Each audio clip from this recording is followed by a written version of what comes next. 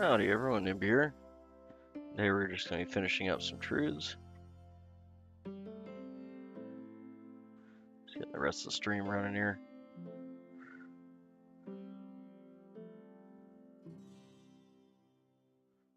There we go.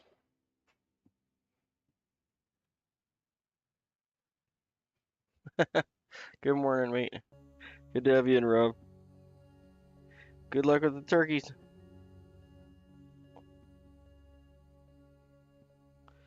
I'm going to start the fly right about the halfway mark there.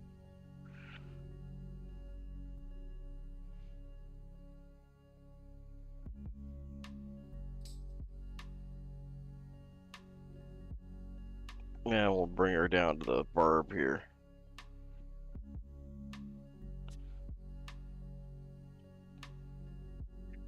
Awesome. Good deal. I'm glad it finally made it.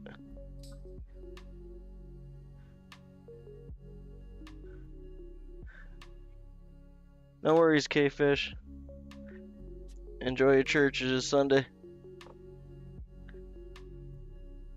I'm glad you got it, Rob. Sorry it took so long, mate. Guess I finally figured out the shipping thing.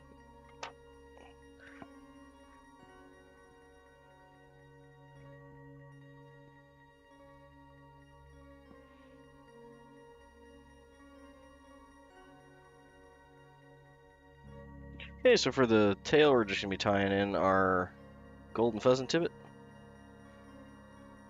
I got a couple little tippets here I'm going to try and add in, because they didn't get added in the other time. They're a little on the thin side, but we'll make them work. So I'm just going to pull those guys off, try and keep them together.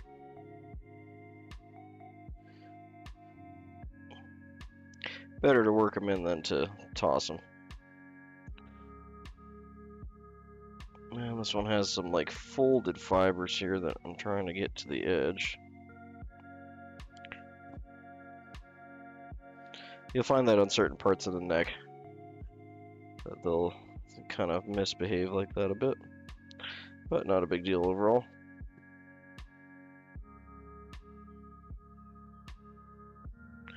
I want to pick about a quarter of the gap height.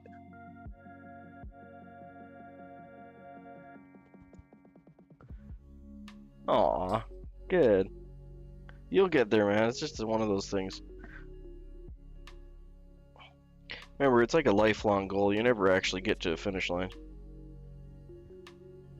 I was super happy if any of them can give you some inspiration, though. That's awesome.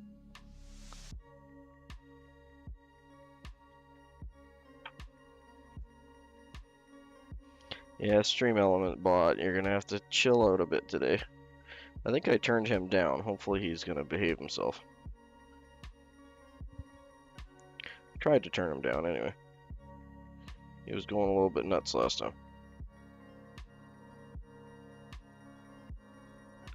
Okay, so I'm trying to kind of roll this.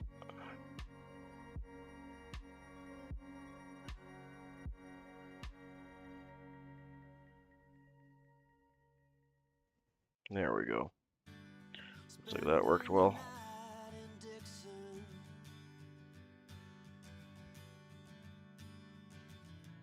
Alright, I like to tie this in with the black band just showing, so I typically size the feather more for the fly than the other way around.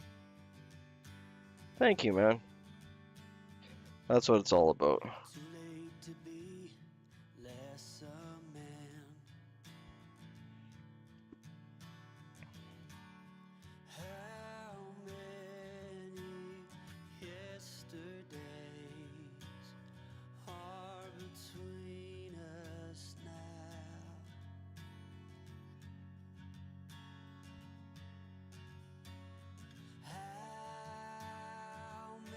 Okay, there we go.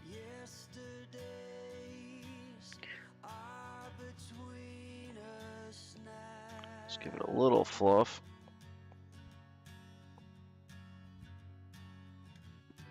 That still looks good. Okay. So the main thing that you're trying to do which really just comes with some practice and finicking around. So the one side of the feather you see is nice and dull, and the other side's the color of the tail. The orange that we're actually looking for. And it won't matter anyway, it's more for the fisherman than the fish. But that nice bright orange does help to attract them.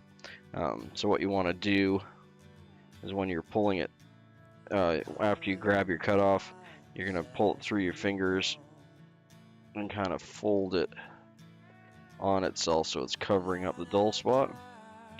And that way you have orange on... My wrist will not turn that far. You can see you got orange on both sides by folding it onto itself. And not super necessary, it's just one of those little extra tidbits you can get. And you're still going to get some of those fibers showing through with the lighter color underneath, but for the most part that'll help you out. Okay, let's cut these extra fibers off. I want to cut everything at the halfway mark. That way we're going to get a nice clean, even body for the peacock hackle here. Where did I put my thing? I had a copper wire floating around here. Are you it? No. You look like you might be it. There we go. Again, this is USB copper wire, or a USB cable. There's a number of other electric cables that are very similar. Telephone wire cables, one of them. It is about 2 gauges thicker, however. So I typically use that for actually ribbing a fly.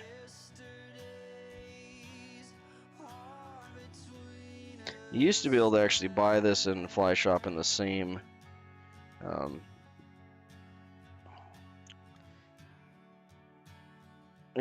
gauge and temper, but they don't sell it anymore, unfortunately.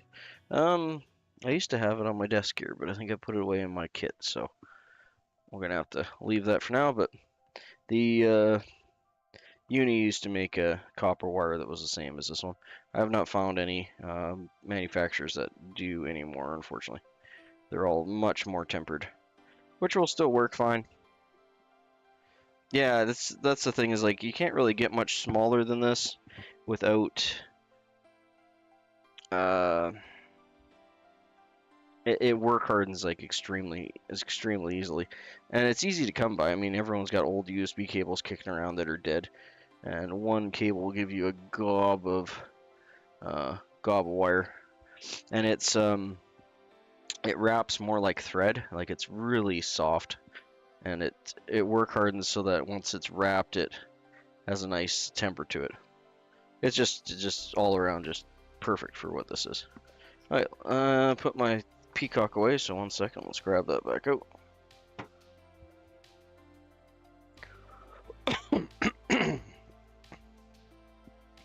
Excuse me, more tea. Morning, everyone. There we go. Alright, so we're gonna grab some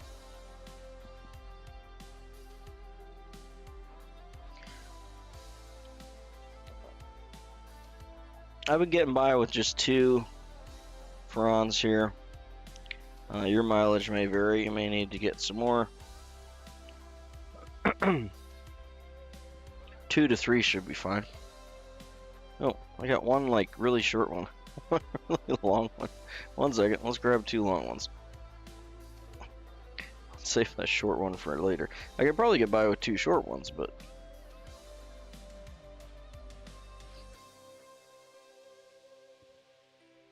more tea. I need to make a t-shirt that says that. Come on out, you. There we go. For how old this peacock is, it's actually it's really beautiful bronze. This stuff's at least 30 years old, if not older. It's an older pack I found. It's a little bit more on the brittle side, being how old. Come on, fingers, do the thing today. This one here has a bit of a damaged spot. I can see it kinking out right there.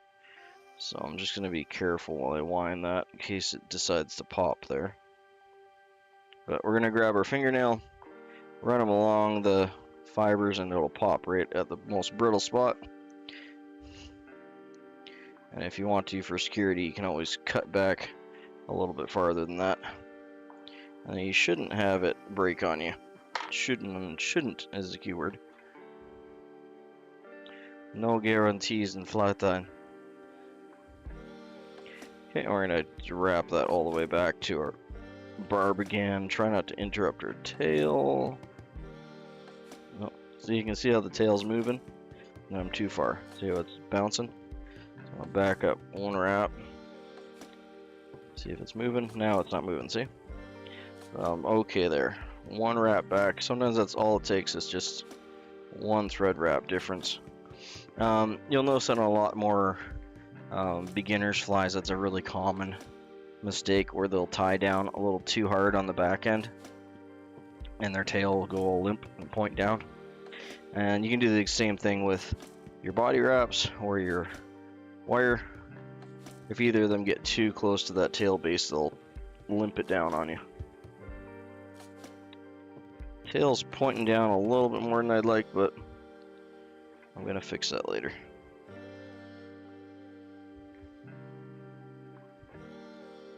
It's still flat enough that I'm okay with it. Alright, so we're going to be wrapping this up. I'm going to give it a couple twists just to keep it together.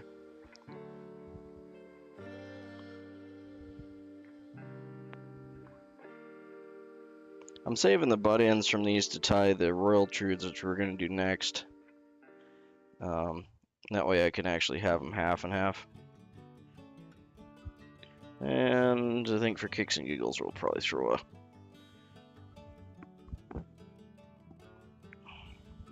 hackle pliers on this, just in case I drop it. That's never happened before. Alright, so I'm going to be wrapping.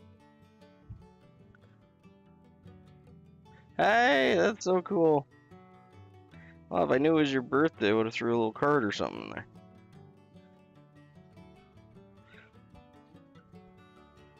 I'm glad you got them. I was honestly half expecting they were going to come back to me again. The post office has not been terribly happy with all the tariff requirements, and there's a lot of infighting and all that junk, which I don't want to get into because I'm not political, but it's still a pain in the butt.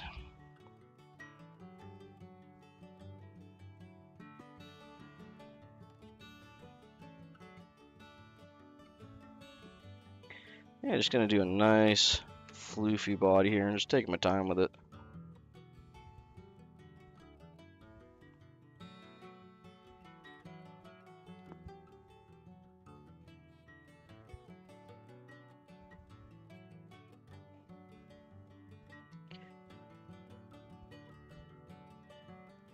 Ah, okay. Well, a little card I signed and threw in there, yeah.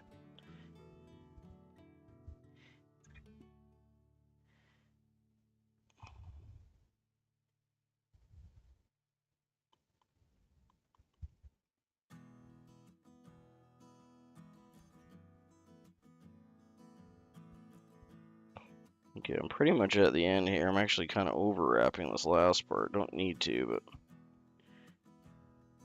that is. So I want to finish that just a little bit past halfway, and then we will, that's funny. I wonder if there's any way I can shut Stream Elements XP off.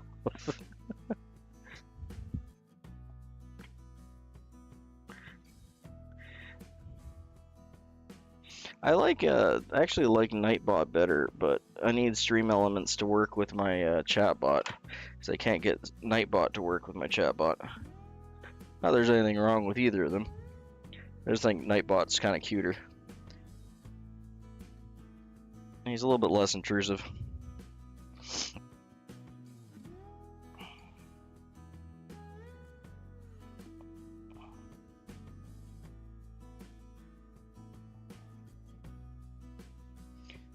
Okay. I wouldn't normally do this, but I'm going to try and get one wrap around here and then under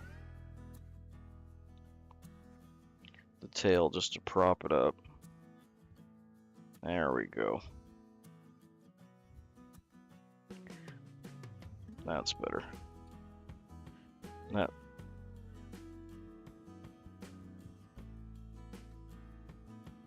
Well, that's okay. I took a little bit of break to get some other stuff done around the home here.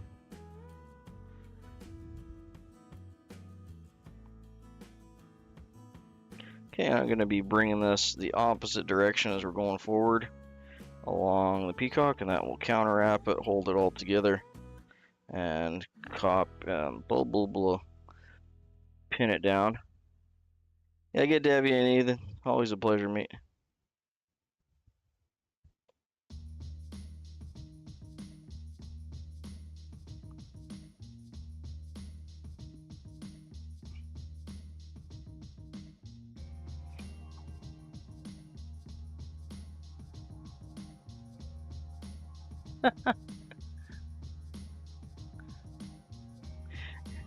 He's messing up your turkey.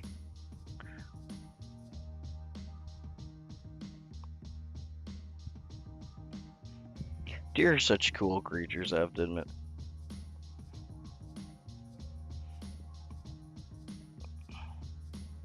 They're curious and spunky. There's like that one front on the tail that's kind of annoying me, but what you doing? But I like how it's if I'm fishing this more like a dry fly, I like to have it splayed out like that. You can see how it's splayed out this way, and it's also splayed out this way. That's ideal for me. I just find that sits in the water so much better. And also, if you can get it to splay out almost like a cone, that works out really well.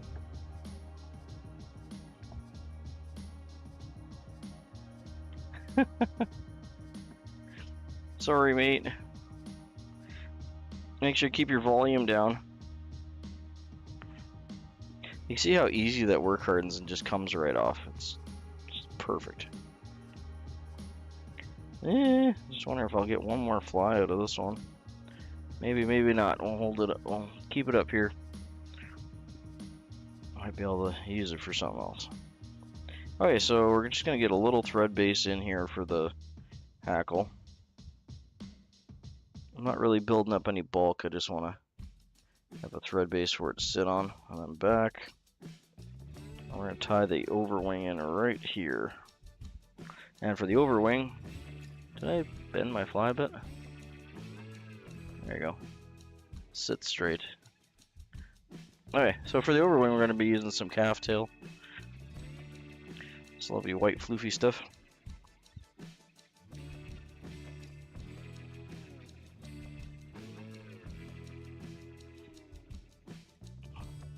Yeah, remember to drop a like. Appease the stream bot.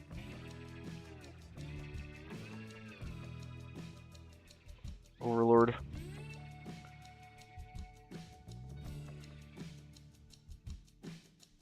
Okay, so easier way to stack the ends is just to pull them up from the 90 degrees from the tail. And most of the time they'll get up really straight for you.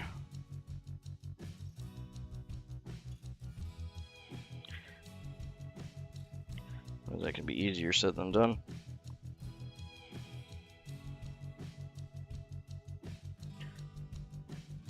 So I can keep grabbing some from the left and the right here. I want to get a nice straight pull on it. A little easier once you get a little working patch that you've cut a bunch off of. But calf tail is famous for its annoyance.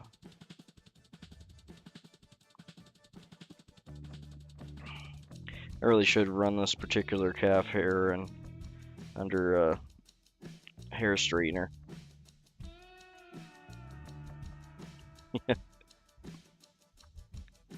All hail Streambot.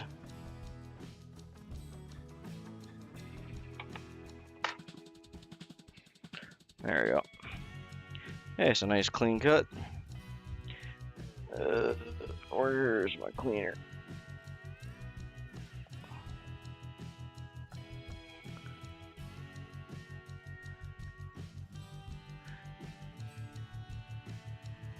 Yeah, I was gonna say sons. I was like, what? I was like, oh, subs. That's cool, man. Honestly, the first 100 is like the hardest.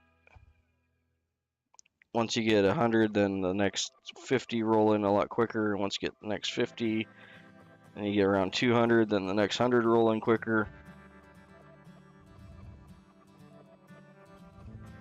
And as far as numbers go, after 1,000, it doesn't really matter anymore. Well, it does, but I mean, like, you know, stats-wise and everything. Yeah, that's literally all it is. Just moss collecting on a stone.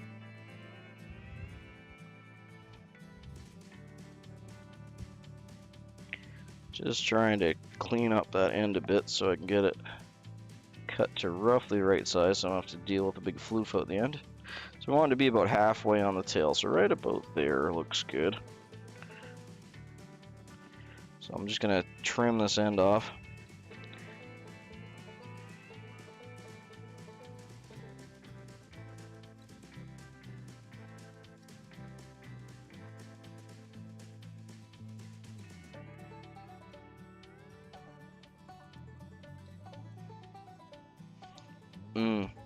Speaking of which, I need to do that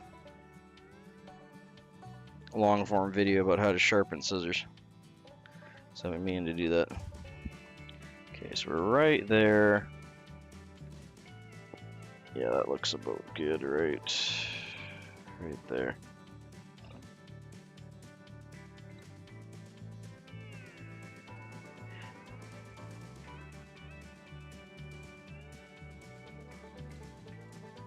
It's like I ended up grabbing a little. Should have cut back just a hair shorter, but that's really not that bad though. I can still trim that off. It's nice if you get it like just smack on, you don't have to do any cleanup after.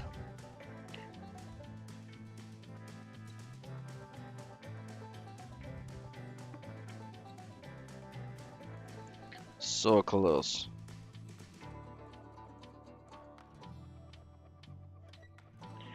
Thank you. I think it'll help a lot of people because, I mean, if you own really good sharpening equipment, you already know how to sharpen stuff. So the whole point of the video is going to be for the average person that doesn't have a whole bunch of sharpening stuff and or sharpening knowledge, and just using stuff around your house to sharpen your tools. Which honestly, most of the time is my go-to because I'm lazy and I don't want to dig out all my sharpening tools. But I have a gob of really nice sharpening stones and equipment, and I really enjoy sharpening knives. I'm not an expert by any means, but it's one of those kind of pride point things where I do like to sharpen stuff. But all that being said, learning a different way to do it is awesome, and hopefully I can help someone with that.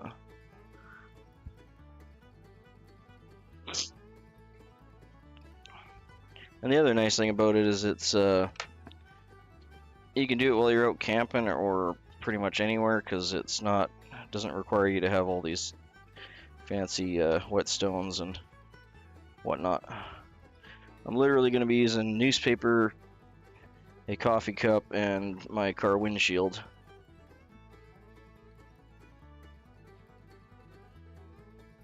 There's like one or two hairs that have just been booging me there. I think I got it though. Hey Maddie. Hey Muddy, good to see you guys then.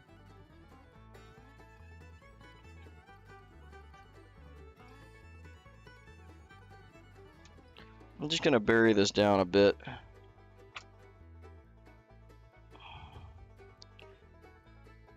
And we'll get rid of those. Bury the cutoff ends here. Not really making a head yet, just want to keep them from popping up so they're not interfering with the hackle.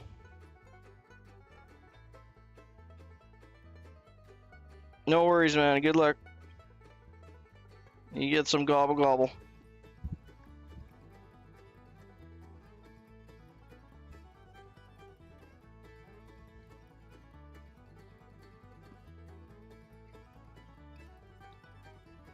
There we go. Yeah, it's okay. I think I might have made the wing just a hair on the long side, but longer's better than shorter. Alright, we'll get the wing or the hackle going now. We're going to be tying in 2 hackles. These are from 2 different capes on purpose because I'm looking for different characteristics for both.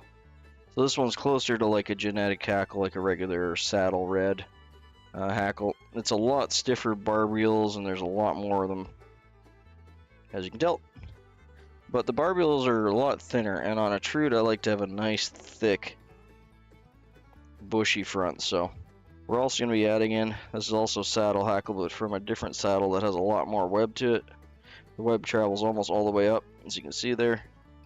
And the barb reels are nice and soft, but still stiff. They're just going to fill everything in for us. So we're tying that one in second. We'll tie the hackle in first because we'll wrap that last. And I already got this one kind of prepped. So we're just going to tie the rachis in here.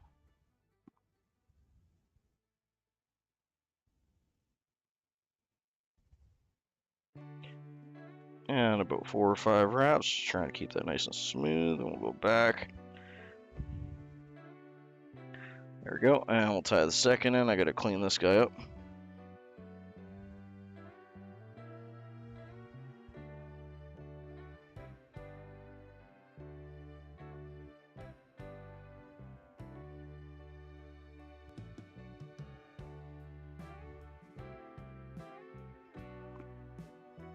There we go.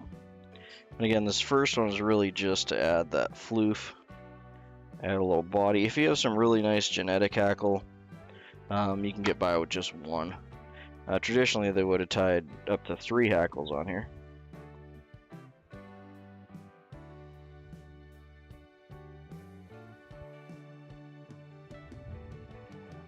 So if you just have some regular old barnyard red hackle, then this will work just fine for you. I'm going to be stopping right about here, so we still got room to make a nice head, and our hackle's going to get wrapped in that midsection there. Nice old thick hackle. We'll start off with a little guy. I'm just going to bend him a bit here so that he's 90 degrees to the hook shank, like so. And we'll get our hackle plier out here again.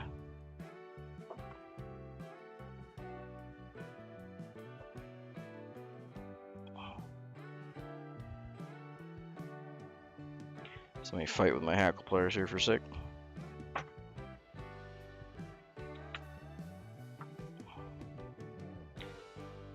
Try and get it down closer to the tip so I get as much of this in as I can because it's fairly small, but again, this is just adding a little more beef to the fly. Where's the beef? And we're gonna do the wraps just like one. Get it to sit where I want it. There we go. I want to start this one about 1 wrap in, so we get the nice stiff fibers. And then I'm going to wrap that up in separating wraps up front. So again, this is just filling, and then we'll wrap the other one in between the wraps here.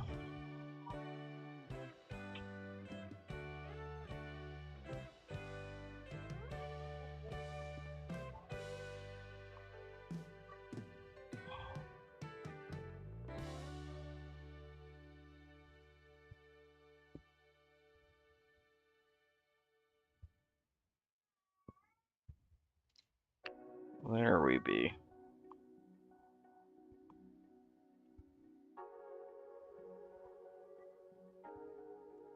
Well, it snagged a few up front, but that's okay. Okay, so again, that's really just to add a little floof. You can also do, if you just have 1 saddle, that's perfectly fine. You can just do 2 of the same one. I'm just looking for a little bit extra kind of character, I guess, for lack of a better way to put it.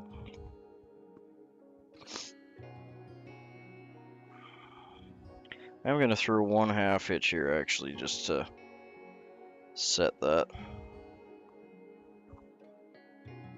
Let's push these guys back with it, so they're not in our way later. That'll also keep our tension down. One more, looks like that one didn't go.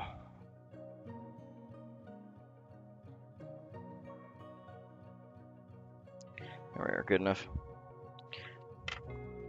I can just toast those off, need be. Same thing, we're going to bring this forward, lightly bend it forward so that it's sitting 90 degrees to our shank. That'll just help you with your original first wraps without it being as cattywampus for you.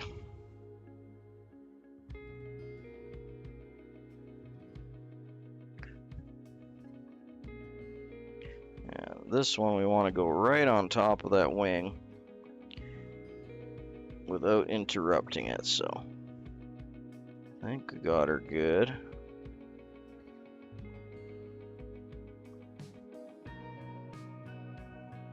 So basically just before our first wraps on the last hackle, or the first hackle, which was the last one we tied in. You know what I mean. And now we're gonna get this wrapped up. This is gonna fill this right in now.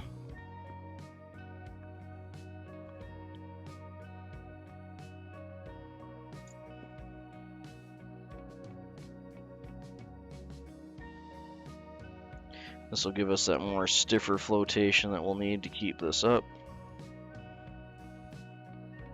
Not that you can't float a fly with the other stuff, it's just it's not as durable and stiff. So this is a much nicer dry fly hackle. It also allows you to use some of that webbier hackle, which everyone has a bunch of, that they can't use for dry flies, and still giving you a purpose for it.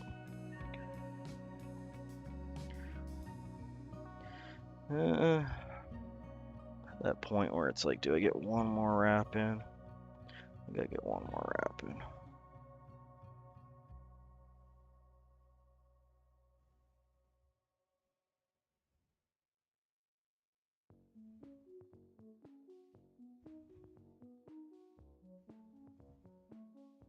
Yeah, that's fine. Catch that in.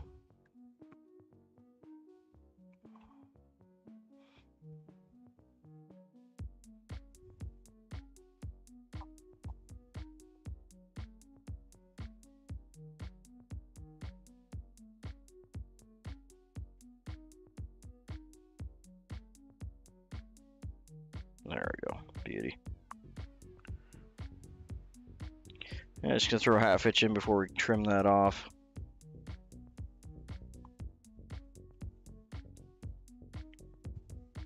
Again, just keep the tension on, finish it up. Fairly certain I got a good connection on that one, but just to make sure.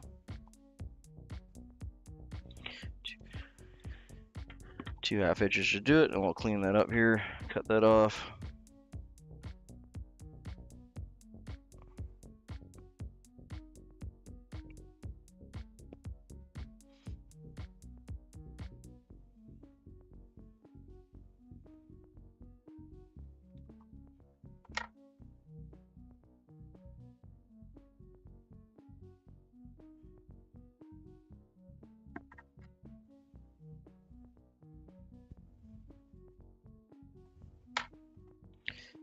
Okay, I got a couple strands pointing forward there, so I'm going to try and pin them back with a 1/2 hitch. If that doesn't work, we'll trim them out.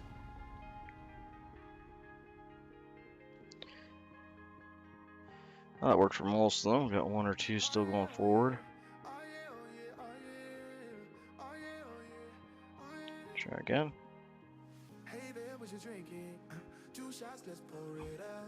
There we go.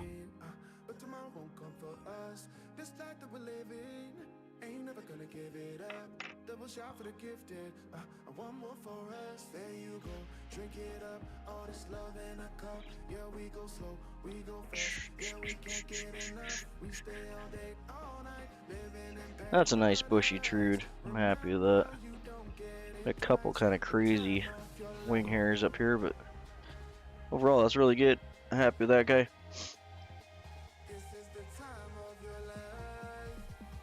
We'll throw a couple half itches on here.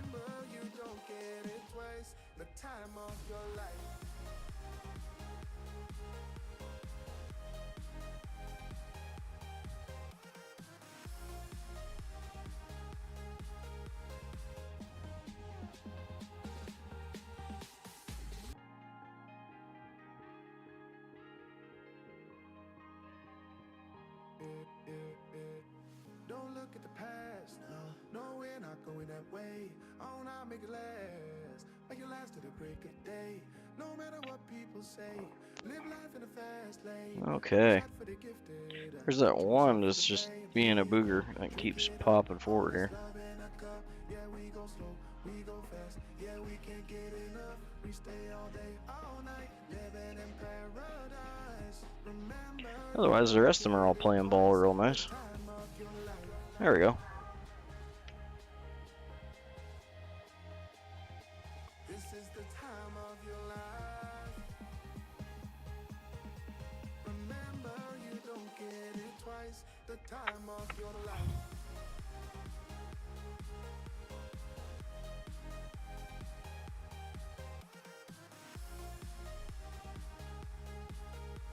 Remember, you don't get it twice. The time of your life.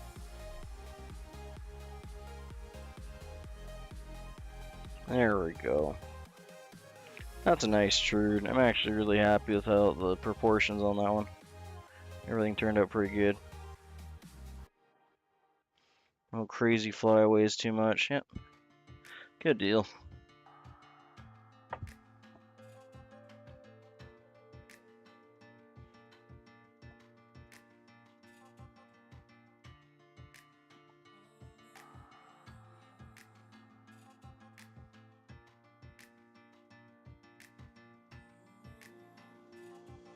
Thank you. There's one there that I just got some, didn't see it till I got some head cement on it, so I'll pop him out after.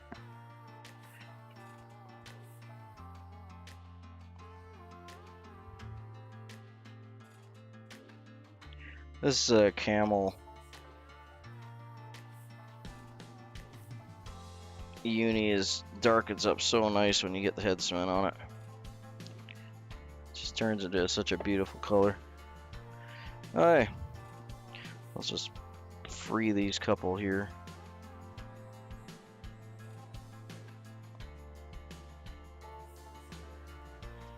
Away with you.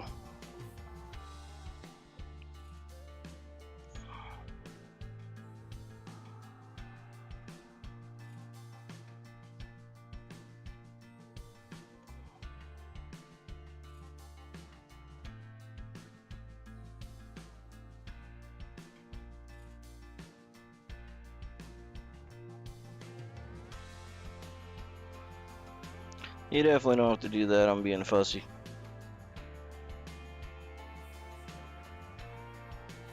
There we go.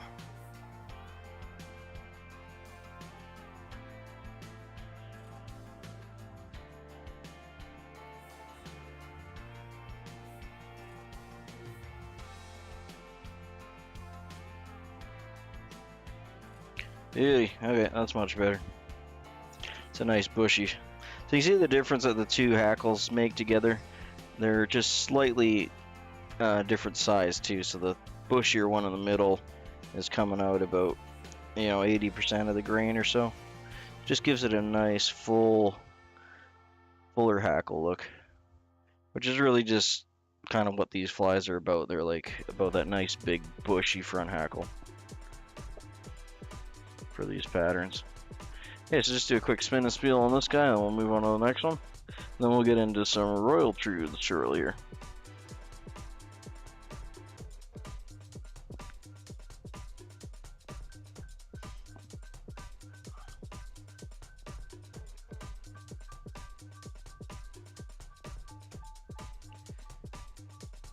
And the vice today we have a Trude. This is a western Trude tied up all up and down the Pacific Northwest. It's very similar to a royal Trude except for it doesn't have the middle red stripe, which we'll be tying up next.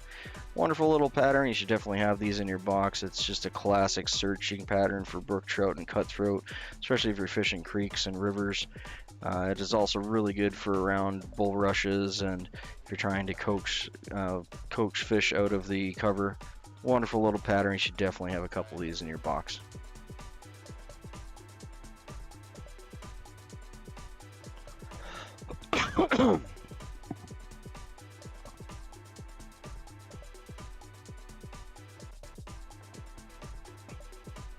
Excuse me, sorry about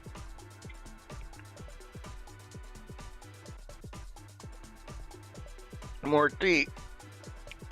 Hopefully Rob gets lucky with his turkey. Get some nice turkey wings and turkey bites. And tails. The whole thing's actually pretty good. Flats are pretty useful too.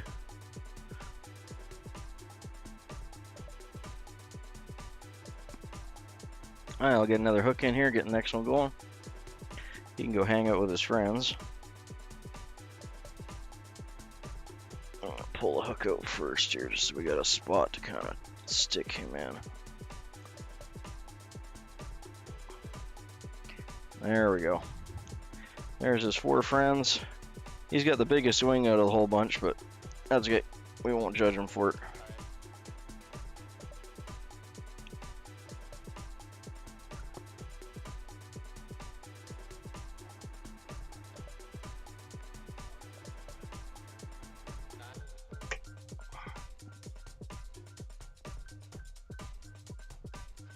There we go. So that's a size. What are we tying on here?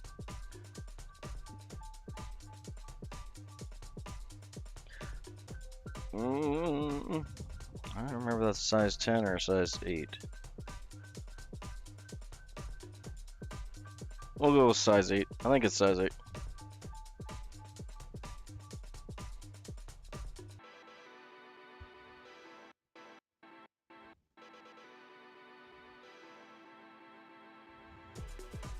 Yeah, we'll get the back our thread here. So again, we're using a 6/0, 6 or 8, 6, 6/0 uni and camel.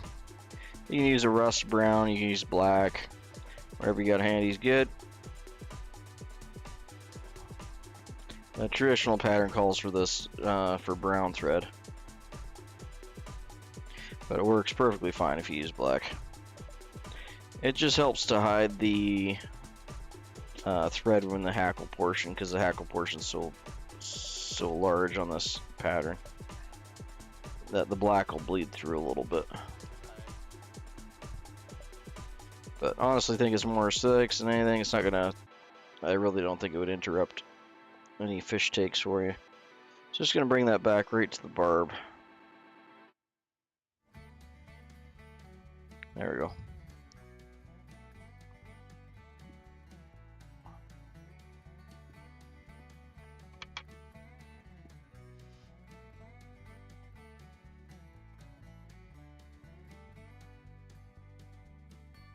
And same thing, we're gonna go about 1/4 of the gap height for our fronds, so between 5 and 8, somewhere in there.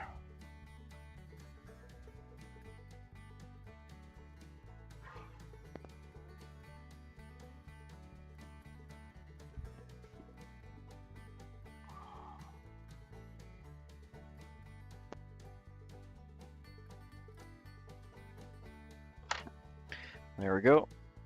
And again, I'm just gonna wet my fingers, pull this together so that I'm crunching, kind of rolling it on itself.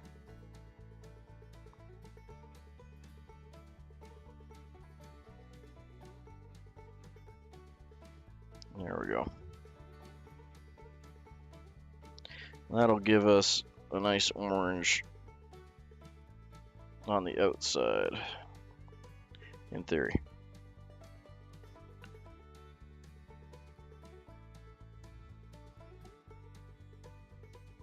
And normally I want to tie that in just before that first black because I like having that show. Just gives it that nice black color contrast. The whole point of that, using that feathers to get that color in there. That is pretty much determined by your feather more than anything else, so.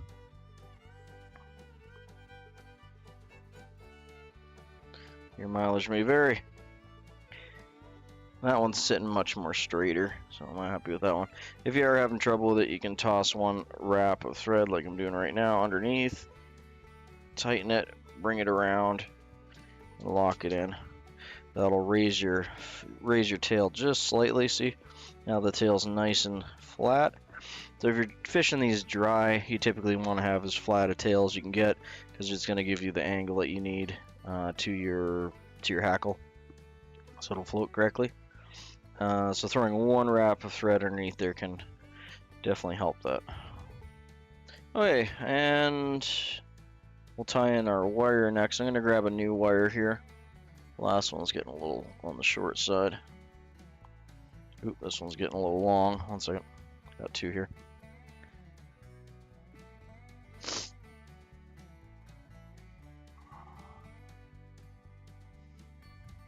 Now we're going to be tying in all our material. This one here is actually getting quite long too. One second, I'm going to cut this guy in half. Trying to find the halfway mark roughly.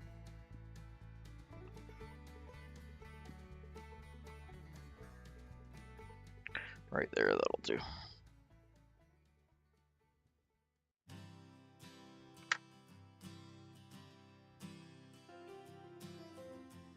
There, I should be able to get 2 or 3 flies out of each of these chunks here. Really don't need a whole lot.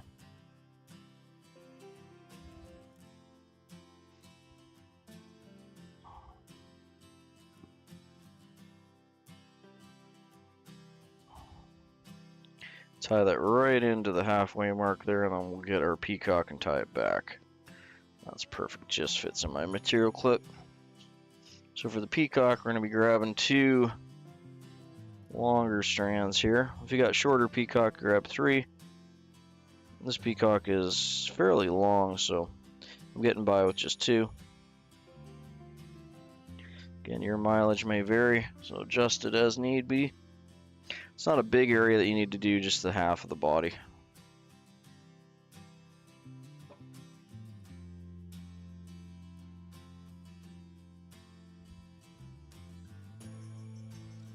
So a little damage right there. I'm going to try and nip that out. There we go. Don't want that breaking on me before we get tied in. Oh, that feels good. Those are nice quills. Okay, we're going to wrap that all the way back here. And stop just at our barb without interrupting our tail. Perfect. And all the way back, just past our halfway point again. Beauty. What a wonderful, these are really nice. Oh, cool. Yeah, I haven't done much of the big stuff. I really should get into that once I'm done some of these. I really enjoy tying the big flies too, but as you know, I tie mostly the small stuff, the more traditional.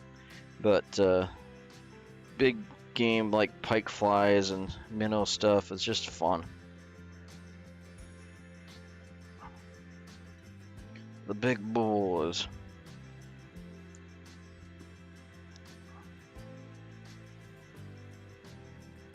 Just don't have much call for fishing them here. You definitely can. There's definitely things that will take them here, but we don't have pike in that. I'd have to drive quite a ways to get to pike fishing. Not that it wouldn't be worth it, or even just have a bunch more of them in my box, but just not something I'd fish on the daily. But they are very cool and fun to tie. It's like bass bugs too. I need to tie up some of those because they are just cool and fun to tie. But again, no bass. Doesn't mean trout won't take them though.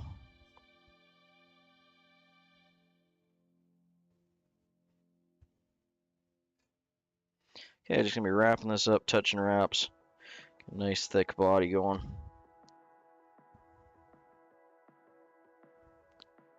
And just pulling this back as I go, which will stand all the hurl up. Give us a nice floofy body.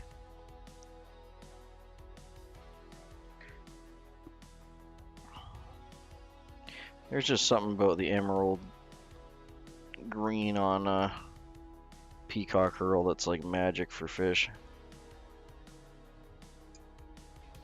That and pheasant tail.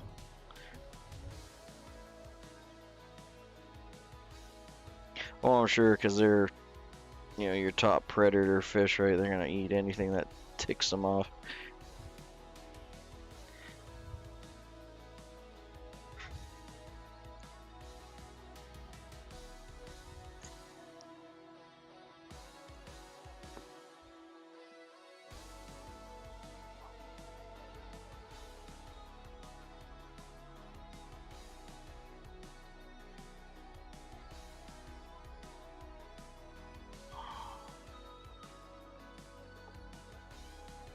Yeah, just tie that off there. And we'll get our wire wrapped up through. 10-inch is a good size fly though, because like you said, if you're doing articulated or what have you, which I'm assuming you're doing since you said 3-piece. It's really good for practicing like your skill on dealing with materials and that too, because it's going to be all over the place. That'll help you manage your materials.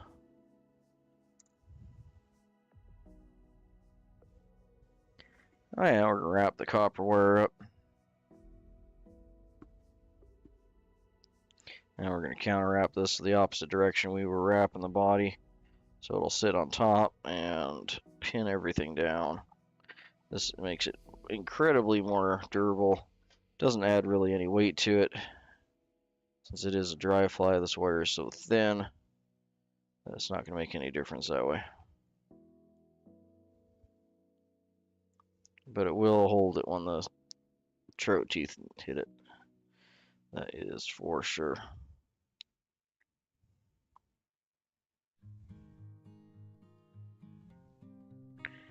Okay, there would be. Tie that off.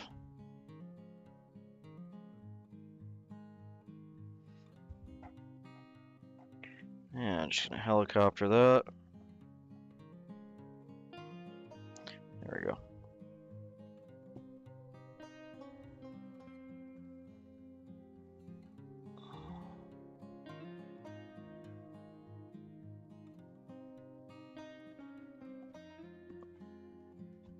There. There's that little teeth for continuing on with the wing.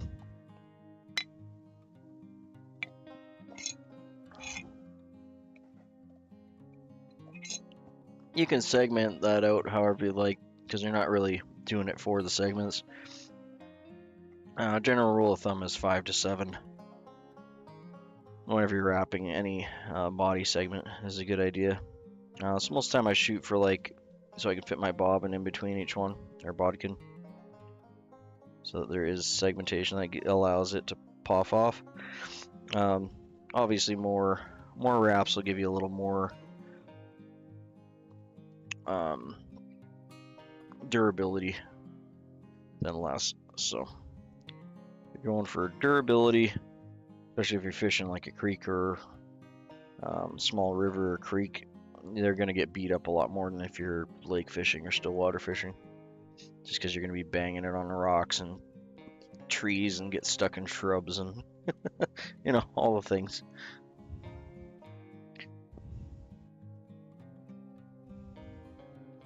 Okay, so we'll grab some more of this calf tail and straighten it out.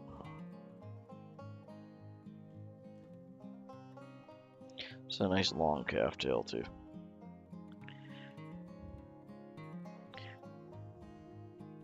Last one I pulled was a little on the thick side, so I'm going to try and thin this guy out just a hair more.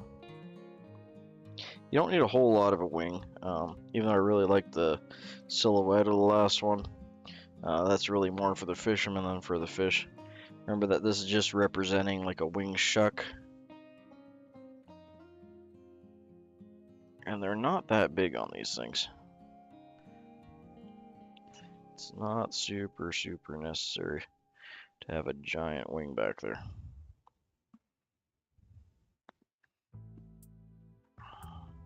Especially with a high contrast wing, like a white wing like this.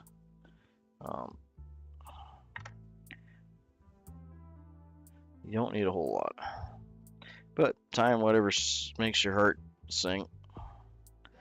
If you like a big thick wing, let's throw a big thick wing on there. Hey Rob, good to have you, mate.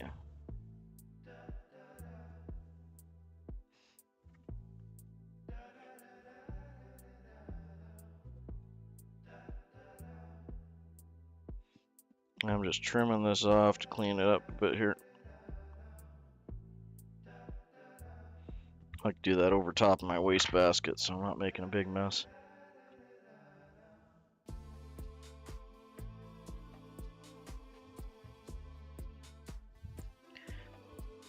Okay, so we're gonna sit right about there. I want to be about halfway on the tail for the major clump of the hair, so right about there is good. Pin that down, pull this loose stuff out. I'm just gonna trim this one after, unlike the first one. That did not work. Okay, let's try that again. Dude, why is it so jumpy? Trying to pin it right down where my soft wrap should be going.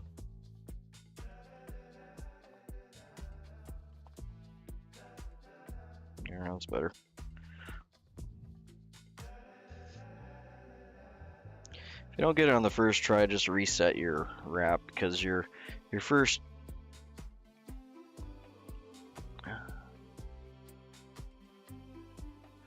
No worries, Ethan. Good to have you in, mate. You'll get that extra couple hundred subs, man.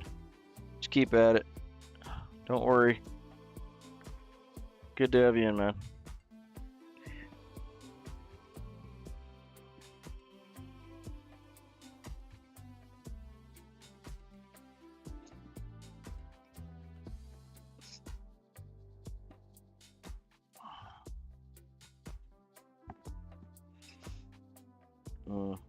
Actually did seem to go back a little more than I was wanting it to. I'll see if I can shorten that. This might be a mistake, but I'm going to give it a try.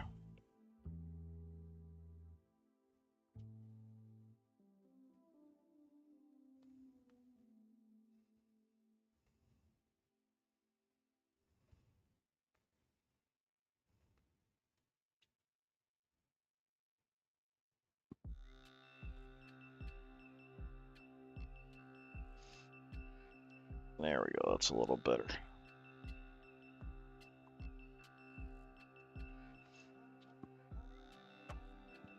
Yeah, you're kind of what you're shooting for.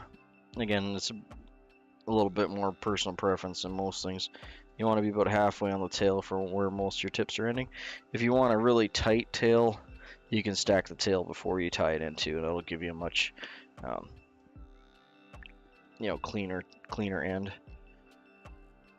I like the way, especially with a thinner wing like this, I like a bit more wispy look to it. So I'm just going to bring this back and cut this off.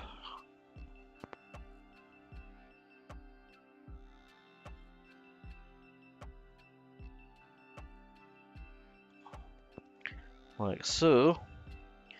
I'll clean that up. I want to bring that almost to where I'm going to be making my head. Just like that, so you can see it's coming up right to where I'm going to be tying the head in. That way it'll give me a nice flat surface to tie in my my hackle on, which is really the most important thing, without giving me a ledge to fall off on the end. So it'll make a weird bump on the head. So you can see right there, I have just enough room to pin that down. and bring this back again.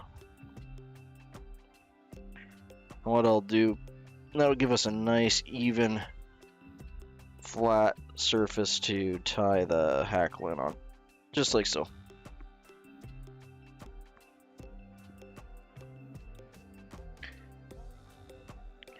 Okay, so we're going to tie in our 2 hackles. Our first one's going to be just a red rooster saddle.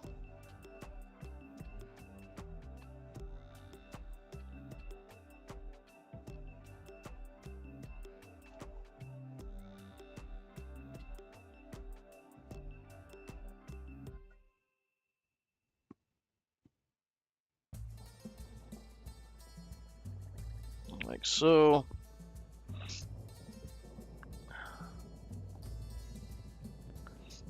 Thanks, Rob. And our second one, this one's going to be a little more, you can see it has like a lot more web in it in the middle there. See the color change where it's got the lighter middle section? That's the web. You see how far up the web goes? That'll give us a softer hackle. So the other one had basically no web to it. This one has quite a bit of web. But that's what we're shooting for, or at least what I'm shooting for with this pattern. Because I like a really full, soft, bushy hackle on the Trude flies. I just think that it looks really good. Because the kind of whole point of this fly is to have that bushy hackle where it's nice and full. And I don't have a lot of high-end genetic hackle. If you have some of those with really high barb counts, you can achieve the same thing with one. But traditionally they would have tied in webby hackle like this, and it's still got the nice stiff fibers on it, so it's still a good floating hackle. You could even just use this by itself, but traditionally they would have tied up to 3 of these in back in the day when all they had was farm hens.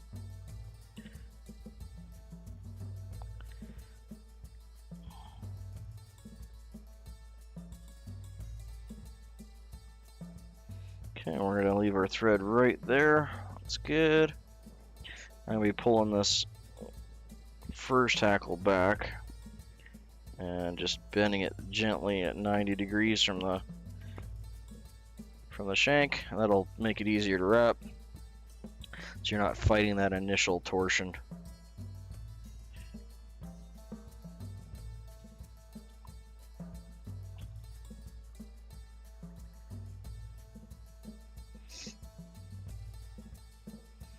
And I'm gonna do my first wraps with this one, like 1 or 2 thread wraps in from the wing, so that my first wraps on the second one will actually be right up against the wing. Because this one here is really, like I said, just to fill in that thickness. Come on, you bend proper.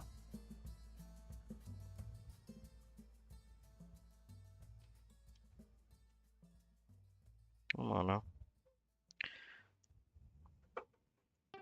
Just trying to get that line that I want to sit in.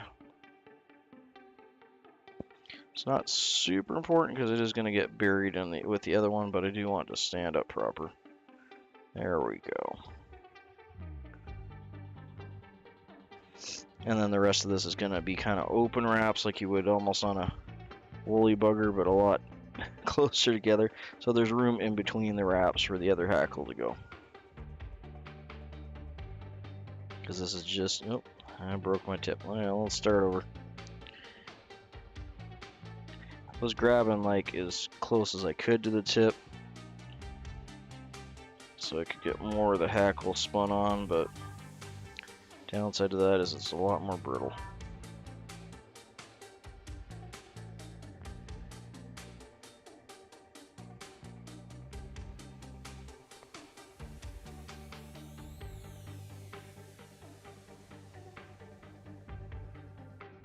Yeah, let's see if I can get that nice first wrap again.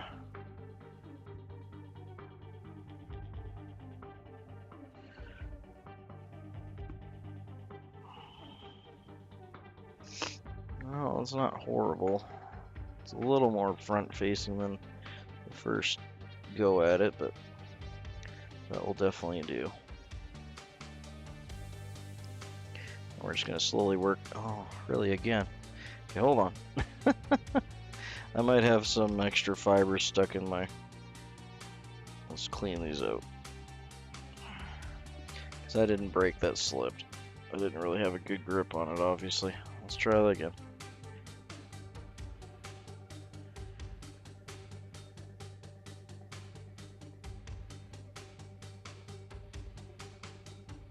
Wow, it really doesn't want to grip it. What's going on with you?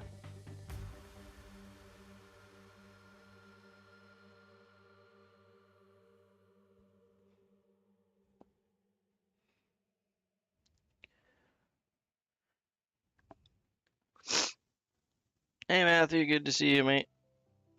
Thanks for popping in.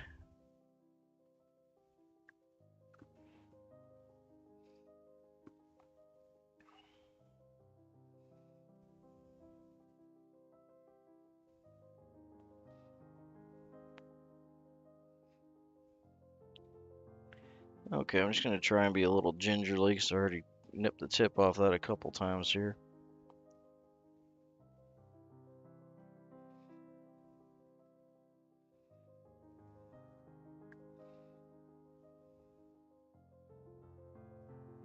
Settle down, Bobbin.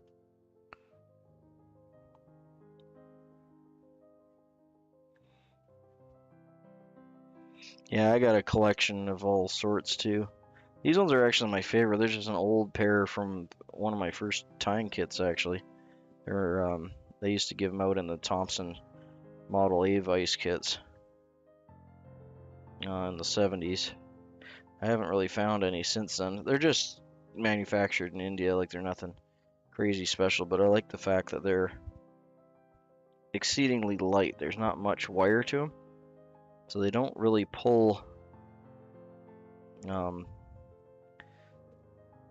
They don't pull on the material too heavily, just enough to keep tension.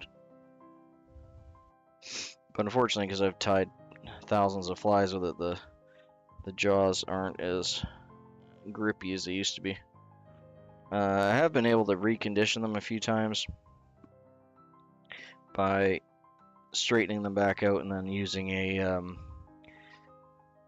crosscut file so I can get in there and basically add some more, not really teeth, but you know, rough up the surface a bit.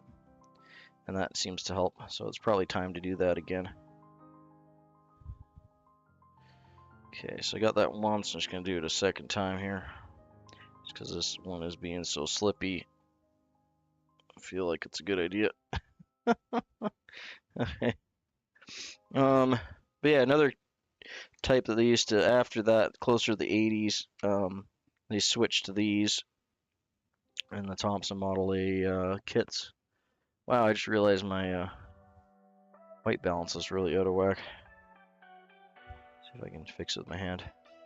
You can see it says Thompson on the inside of the loop there. These ones are made out of aluminum, and it's got a nice brass disc with, come on, there we go, with some sharp serrations in it, and then a rubber pad, which is really old now and not so grippy anymore. These work good, but I found that the brass insert here can be almost too sharp sometimes, and it will cut through material. But again, it's big enough, but being aluminum, it's almost the same weight as this one. It works quite well. But they all kind of have their little ups and downsides. My very first pair of hackle pliers, I'm not sure if I have them on the bench here, let me check. I use them now. When I started, like I didn't realize how rough they were. I was just suffering with them. Because I honestly just wasn't strong enough to open them and close them properly. Because they were such a heavy hackle plier. But once you got something gripped in them, they're not letting go. But this was my very first pair of hackle pliers, these guys. One, they're a little on the big side. And two, they're really, really stiff. Like you gotta really put a lot of pressure on them. But once you got something locked in there that doesn't move, another nice thing about them is it has a really long tweezer area or grip area, and it's flat, so it actually grips pretty evenly across the whole surface. So I can use that for like dubbing loops and things like that, and smaller stuff where I'm grabbing feather hackle fibers and such, and then cutting them out. So it's really good for that kind of thing. But yeah, when I was starting out, I suffered with that thing because it was just, I was not strong enough, being a little kid, to open that thing. It was like shaking in the clip.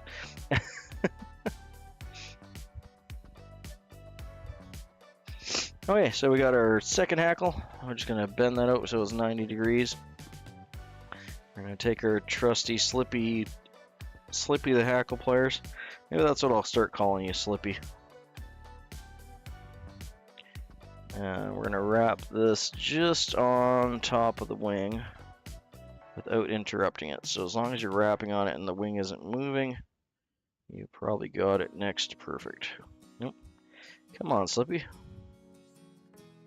Oh, he actually broke there. Okay. Breaking is better than slipping, I guess. That means you had the grip. I just overdid the tension. 1 second. Let's try and not do this every single wrap, eh? Got flies to tie here.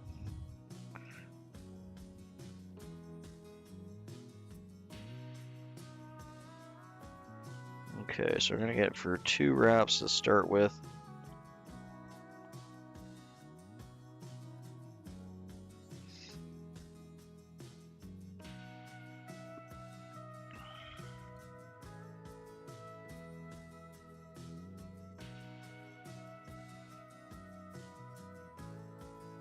And we'll work our way through the other hackle. Yeah, most of the time it'll fit through just fine.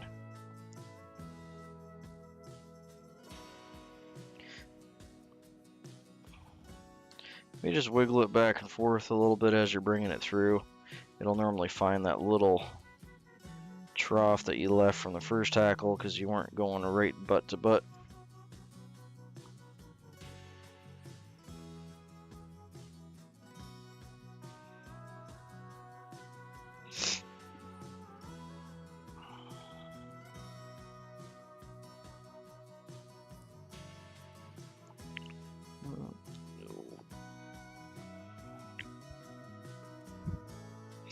Almost lost that one again.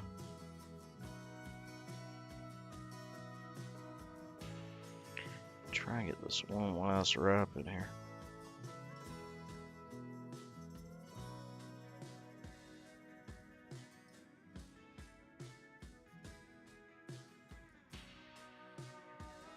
There we go.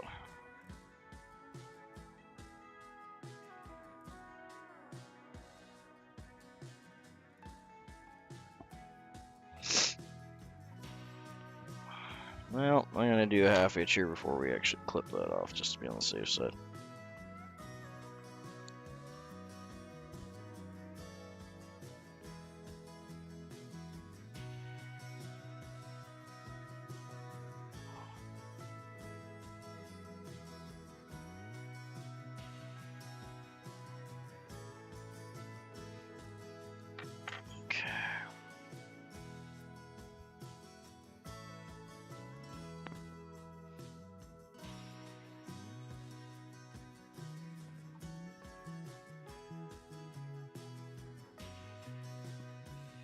There we go.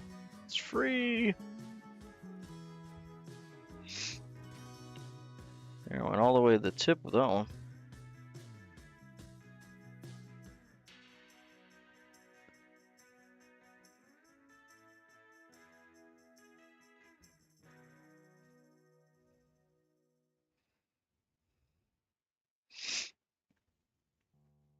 Okay, so 2 more half hitches there. We'll throw some whip finishes on it, call it good. I'll move on to some Royal Trudes, which are a little more colorful.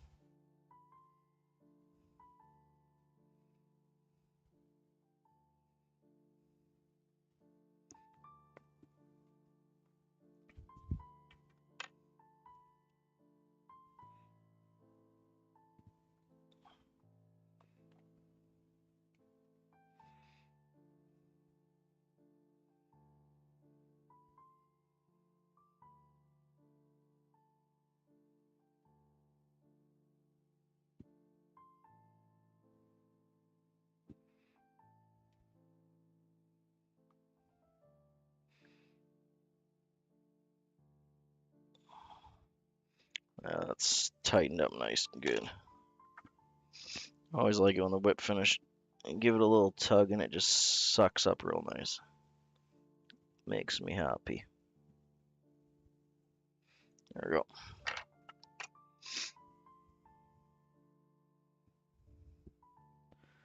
Just gonna check him out generally just to see if there's any fibers we need to deal with before we throw some head cement on there. Overall, he looks pretty good.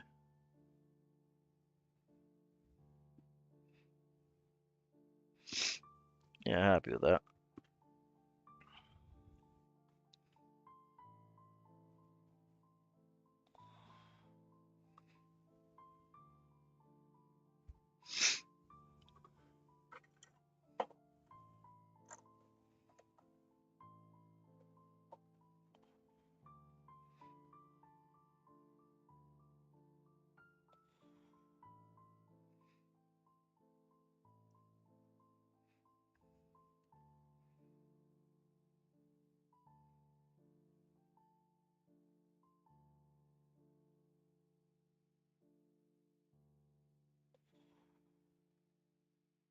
Yeah, just putting a little head cement on here.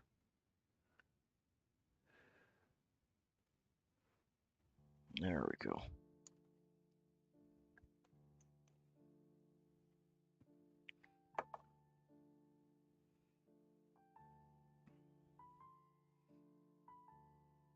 That one hackle fiber kind of doing his own thing over here.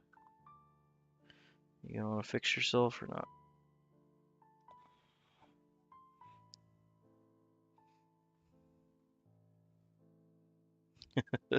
Hey, Matthew. Hopefully you're still in.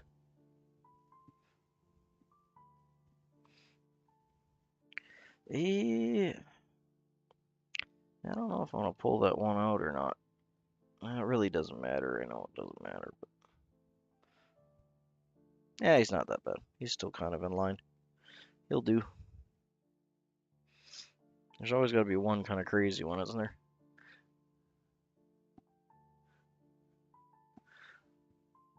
Okay, just gonna do a quick spin and spiel here on him, and then we'll move on to our Royal Trudes. One moment.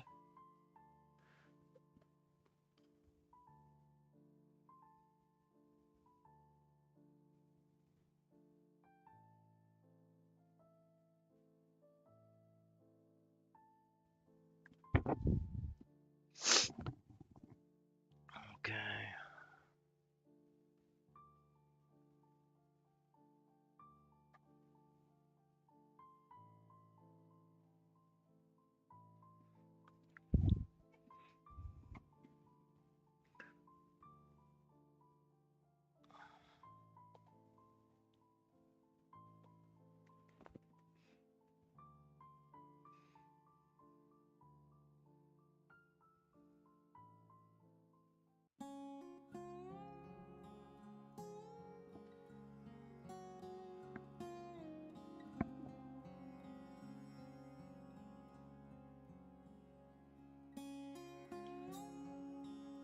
And in the vise today, we have Western Trude. This is a really excellent pattern to have in your box for searching creeks and rivers for brook trout and cutthroat.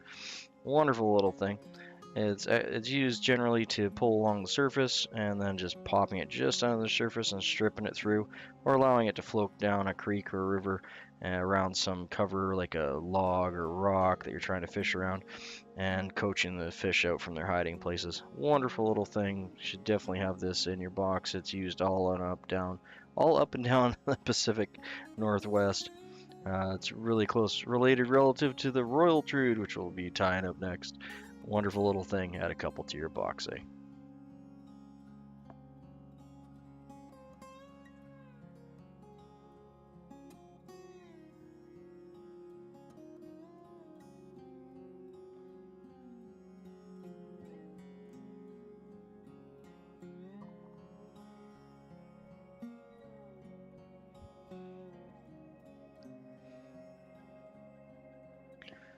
Okay, that one's doing good. So that'll finish off our Trudes here, or the Western Trudes anyway. We'll get some Royal ones done now.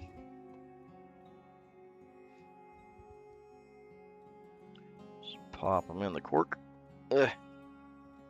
There's all its friends.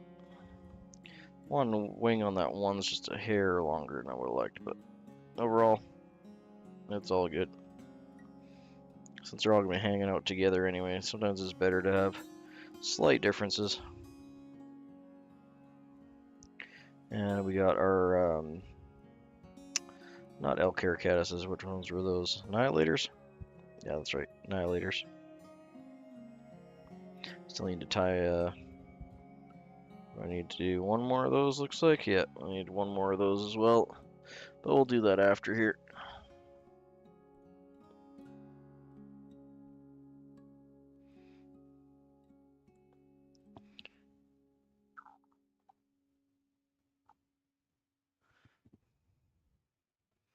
Just gonna adjust the camera here 1 second. Seem to have lost camera control. I was gonna adjust the focus, or not the focus is out, but it's a little bit overexposed, just a little on the white side.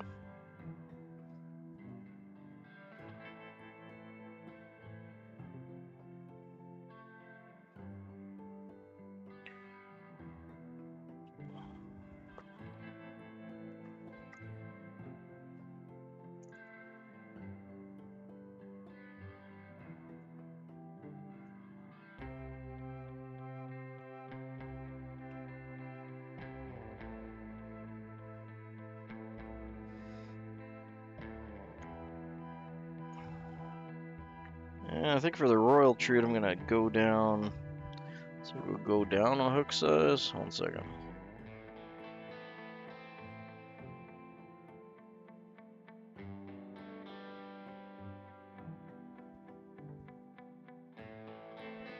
Yeah, I think we'll go down a hook size. I normally use the Royal Trudes for if I'm using like smaller creeks and stuff. So this will be a 10. Or is that a 12? 10 or 12, one of there.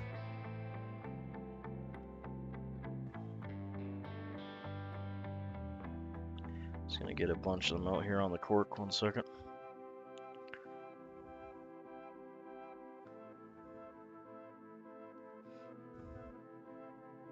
Yeah, we'll go down 1 hook size here.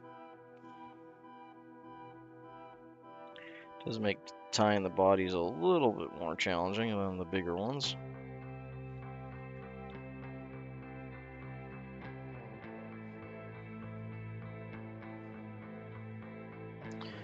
Here you can see the difference between the 1 hook size we're using and the other right there.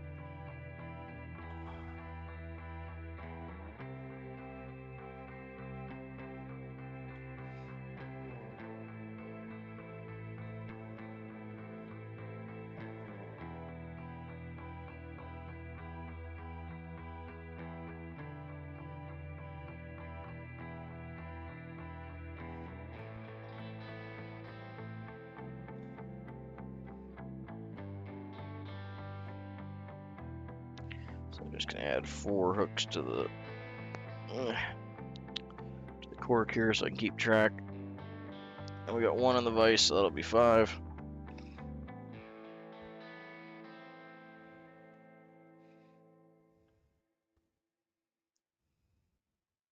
There we go.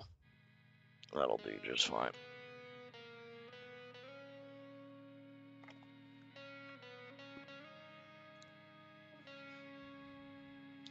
And we're gonna stick with the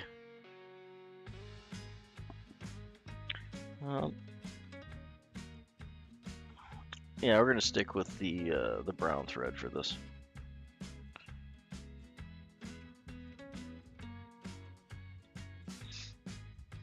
For the Royal Trude, you can definitely switch to a red thread or black.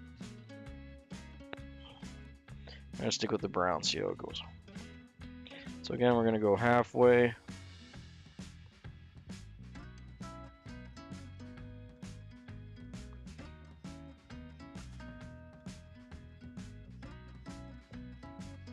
Howdy, how's it going?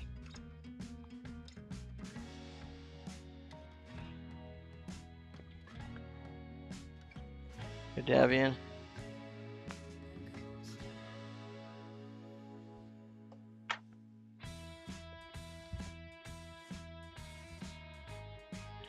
Just use the finger.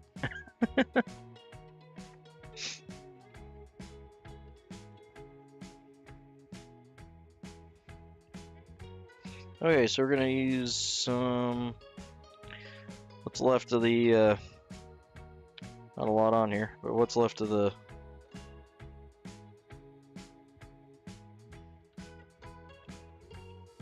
Golden pheasant tippet. If I separate it like that, I think I get 2 flies out of it. So we'll do that.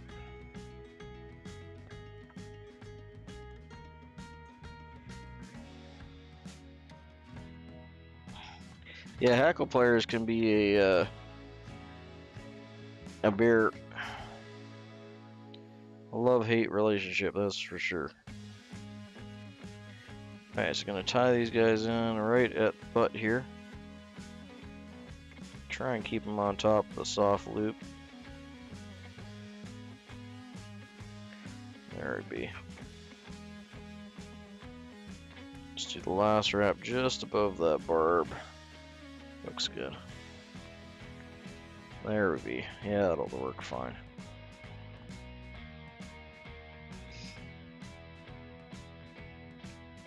Okay, so difference with this one is I like to use a...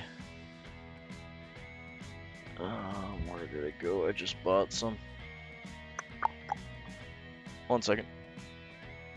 I like to use a silver wire instead of a copper, so I'm going to see if I got some handy. Be right back.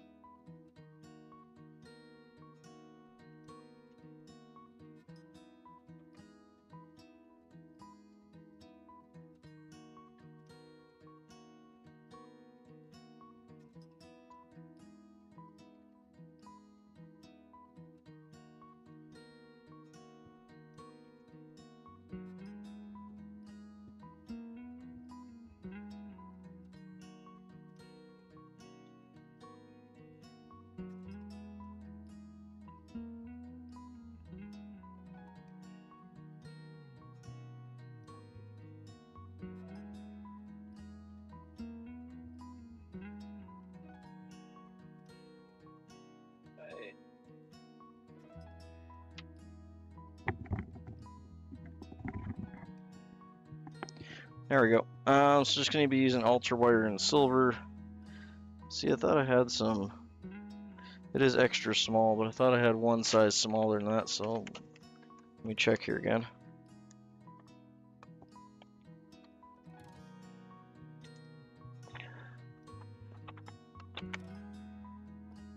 Aha! There it is.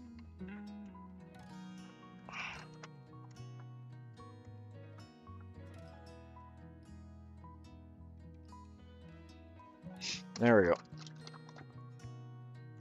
So I like to use a silver with this one. You can use a ultra small or extra small. Come on, Jarrett. There we go. Hi. So I like to use this one for these. Because wow, my camera is really blowing out today. Fortunately, my controls dropped on the camera, so I can't adjust the. See if it'll adjust on my hand.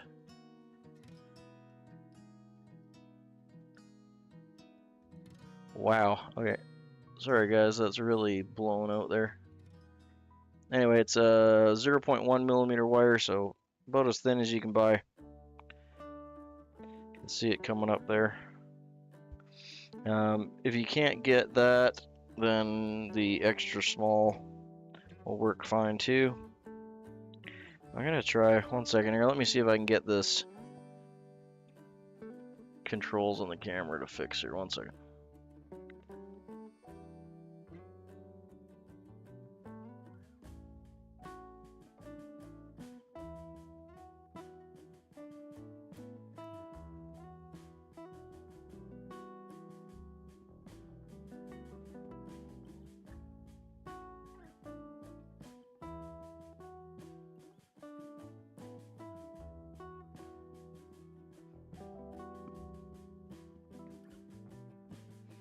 Alright, camera's gonna drop for a second, but I should be right back, so I'm just gonna try and redo it here. So I can't adjust the settings on the camera and it's really overexposed.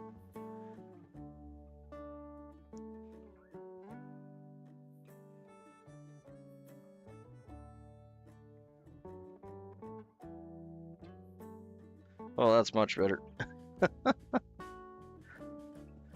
There we go.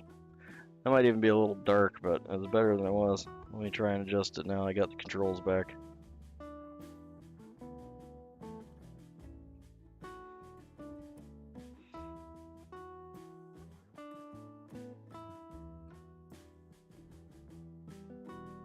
There we go.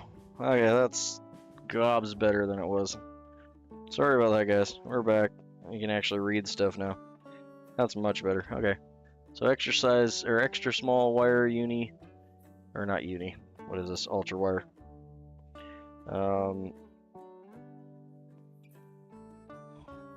It's a hair thicker. The hair thicker. You can see it coming up on the roll there.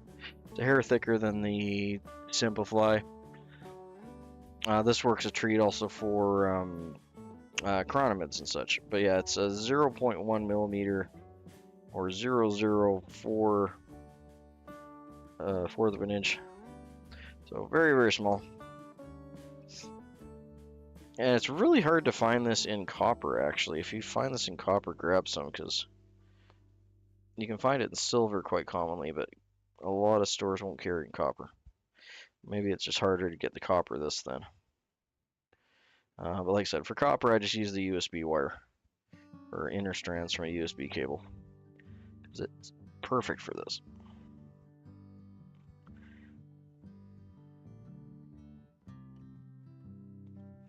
There you go. Yeah, throw Jack a bone. Alright, so I'm just going to take a, probably hard to even see it on the camera there. Oh, there it goes. I'm going to take a length, about a hand width and a half or so.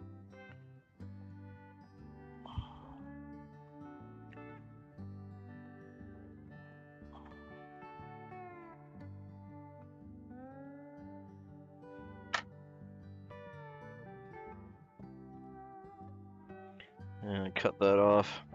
This is going to be our overwrap, and we're going to actually overwrap everything, including the red centerpiece. Yeah, I've used finer wire.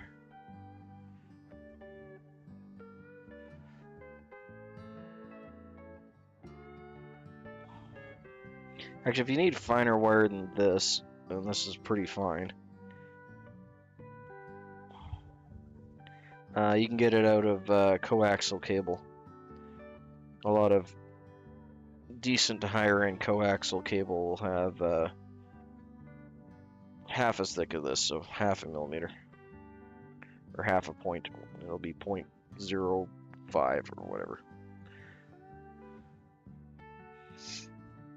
For the shielding braid that goes over the outside of the coaxial. You normally need RJ9 for that, I think. Not the RJ5. Okay, so we'll tie this in.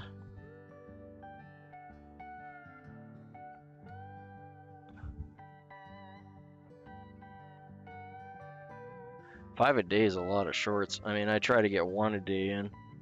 Sometimes I'll get 2 or 3, but I shoot for 1 a day. Yeah, if you're going to try and go for short counts, then obviously more is the better. The only thing I have noticed if you're doing more than one is you got to stagger them, because you'll lose that initial boost if you're going for numbers anyway. Okay, so we're going to tie in our... I'm going to use up some of my leftover... blah. Come on, brain, make the words with the stuff. I'm going to use up some of my leftover peacock hurl that we were cutting off from the last Trudes that we're tying. So, just these, like, you know, cut off ends. Because I'm making, you know, half as many wraps because we're going to have a big chunk of red in the middle. So these will be enough. And if I need to use 2 of them, I'll use 2 of them, and then we're not wasting them. And this also The other benefit of this is as they get closer to the end, they're thicker and fuller and have more, not only more fiber to them, but more oomph.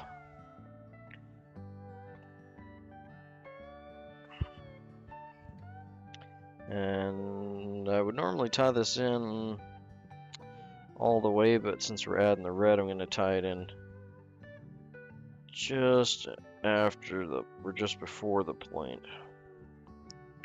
Like there. And then I'll tie the red in there. Yeah, the music actually can make a big difference.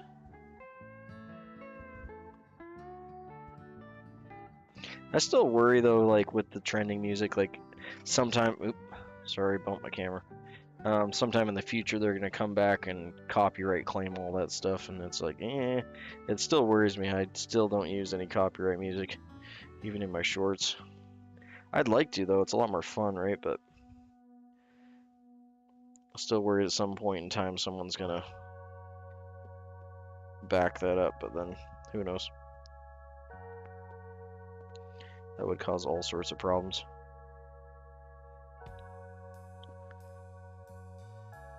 Oh, really? I'll have to look that up. Anytime I can up my hurl game's a good day.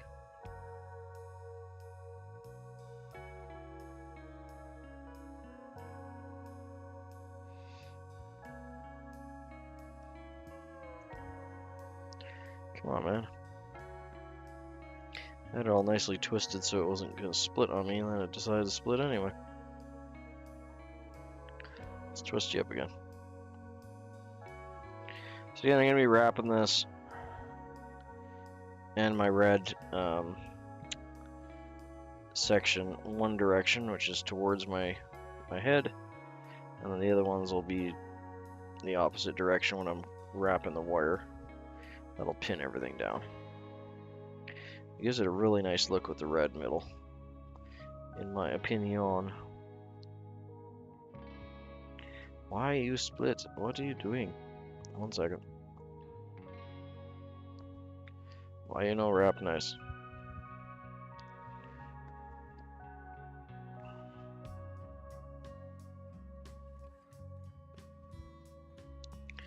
I feel like I got enough twist in you, but obviously I don't.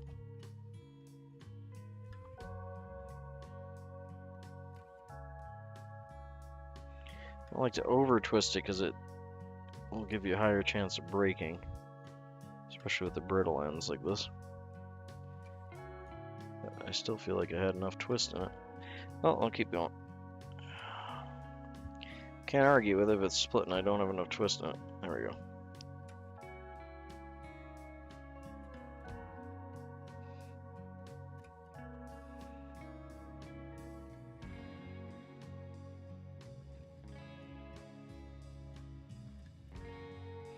Okay. Capture that off. Really? That sounds like a turkey shoot. Okay, so tying that off here. And then I'm going to go over and tie this off this way. Oop, not quite that far. 1 second.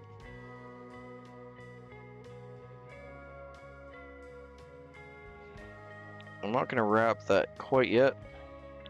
I'm going to leave that until I get the red in. And for the red, I thought I had a piece cut, but I guess I don't. So just using single strand, oop, that's upside down. Single strand Unifloss in red. If you want to torture yourself, you can use a 4-strand.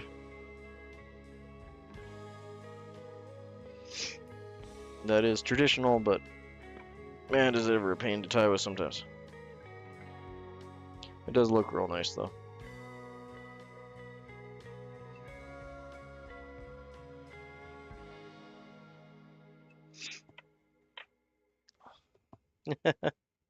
Welcome back, Rob. The other Rob.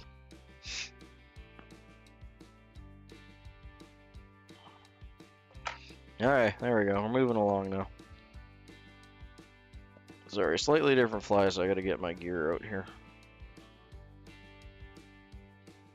There we go. Okay, so we're just gonna be cutting that off. Cutting off about the same as I did for the silverware.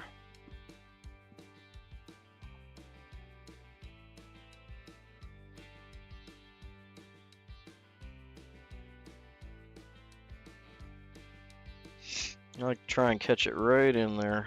That actually worked out perfect.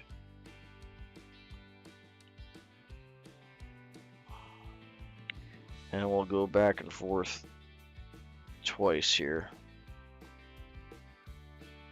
I'll bring this.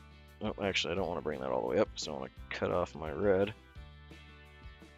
So we'll leave it right there. And you can use your rotary too for this. That's perfectly good. Not gonna hurt nothing.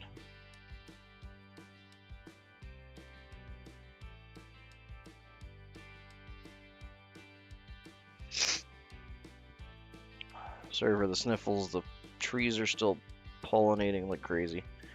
And when the sun comes up. Oh, thank you. I do like to inspire people. That is what I'm here for. We're all here to learn from each other. I think that part of it is really cool about this whole thing. Okay, so we went all the way this way, all the way back, and then all the way back again. So you get a nice thick red belly in there. I make the bellies on these a little bit thicker than I would with, like, say, a Royal Coachman or whatnot.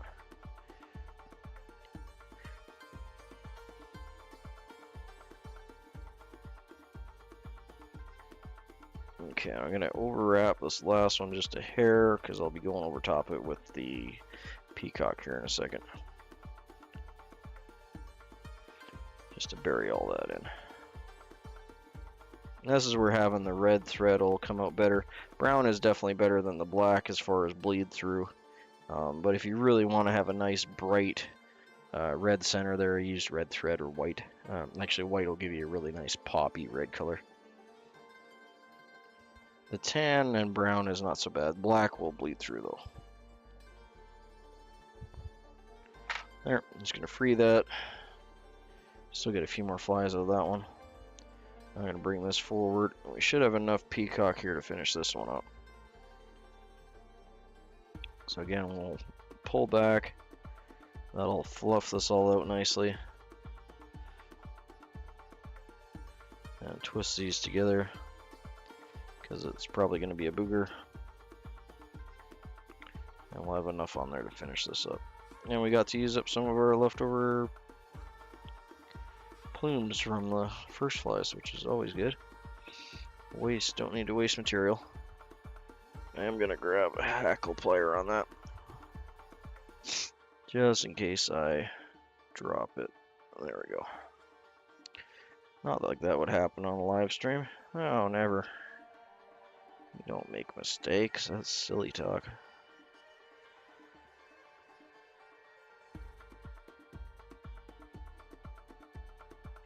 There we go. I like to get it nice and tight and thick by that first wrap.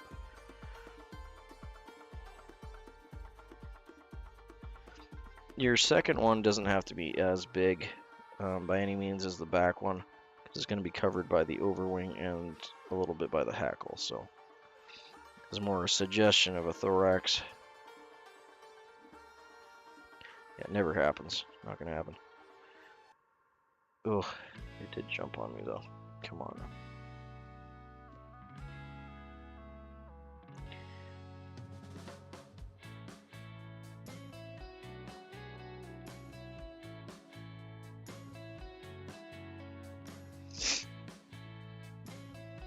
There we go.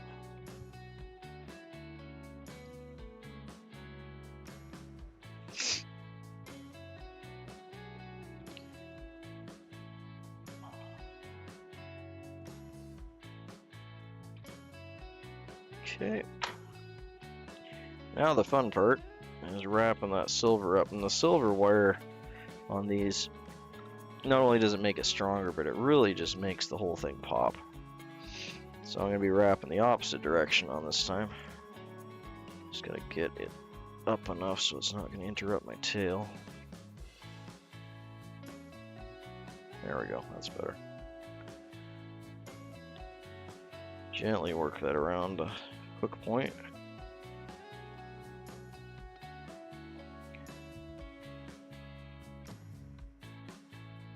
There we go. Yeah, having brittle hackle is annoying as all get out.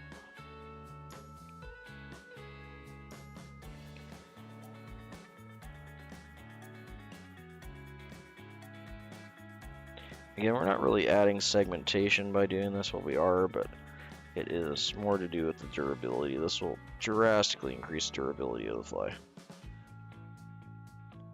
which is great for little tiny brook trout in the creeks and stuff, because they have sharp little teeth.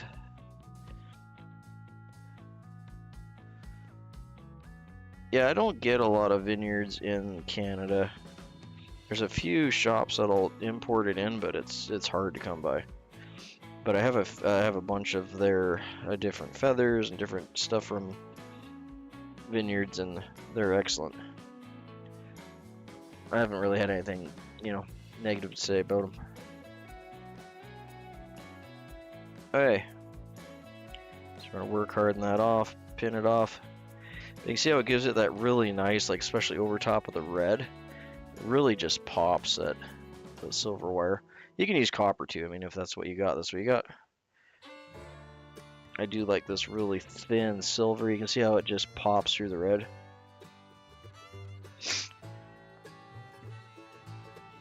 Okay, I'm just gonna clean that up. Couple wraps moving back. I'm getting a little bit closer than I'd like. I'd like to be about half a bodkin width back. Kind of probably. I don't know, maybe we're okay there.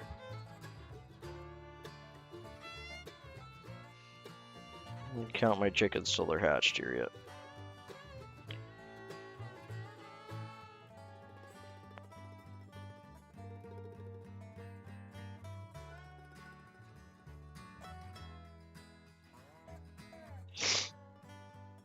Yep, drop a like to support the stream bot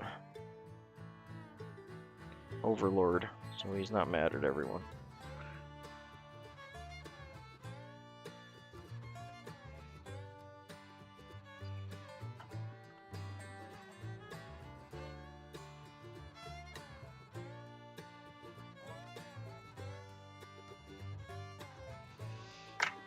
Alright, so calf tail, just cut a chunk off on the side there.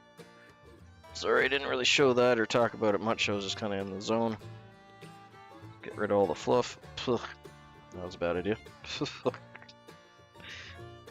That went all up my nose.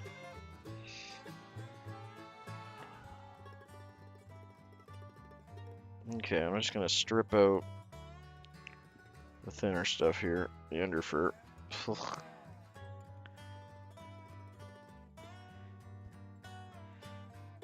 Okay, looks like we're gonna be right about there. The overwing, which is perfect. So I'll strip this out. I'm going to try and cut this off ahead of time so it's a little cleaner because we got a short spot there. So right about there.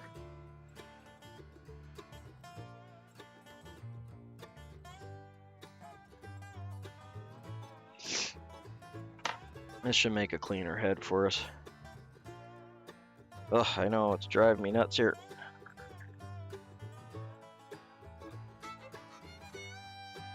Apologize for the sniffing.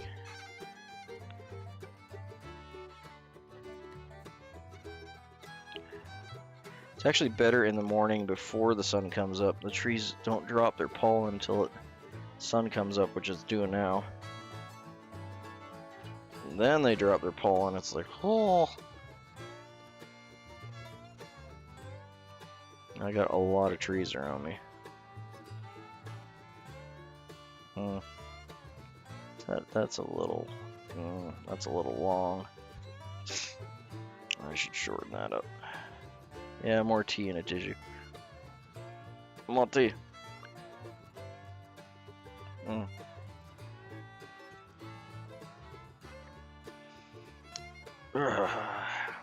Now, do I want to fix that?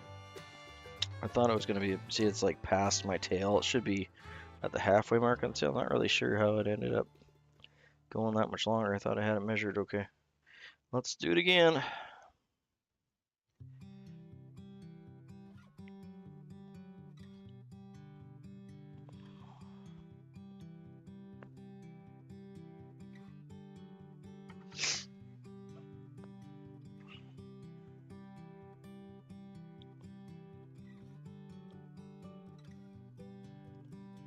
Yeah, those little fur fibers just went right up my nose, unfortunately. I breathed in right at the wrong time.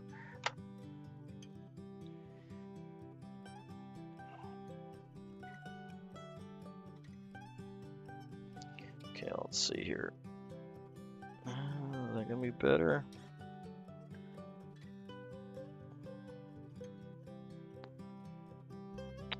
Just a hair more than that. 1 second.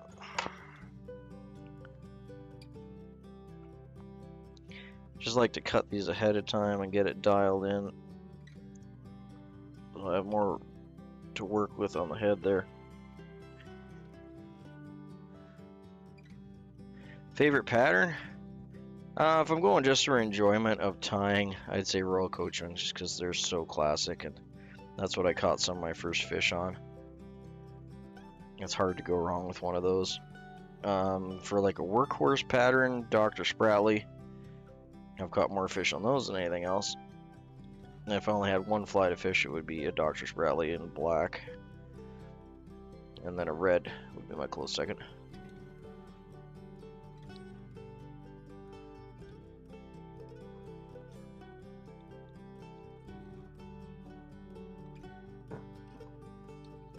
And if I was going for like topwater fishing, probably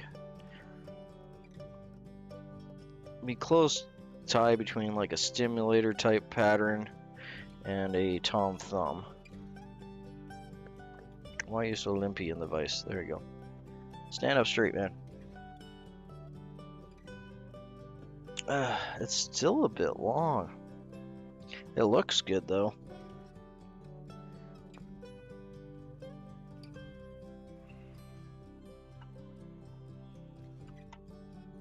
Man, I've already trimmed that so much too. Okay, I think I'm gonna leave it. I'd like to have it like just a hair shorter than that, like halfway on the tail, but like if I readjust it, I'm just gonna start wrecking the wing at that point. And that's definitely close enough. I'm being very nitpicky. So like where I'd like the tail fibers to end, it'd be right here. So it's like it's ending right here. So it's definitely close enough. I'm totally nitpicking myself at this point.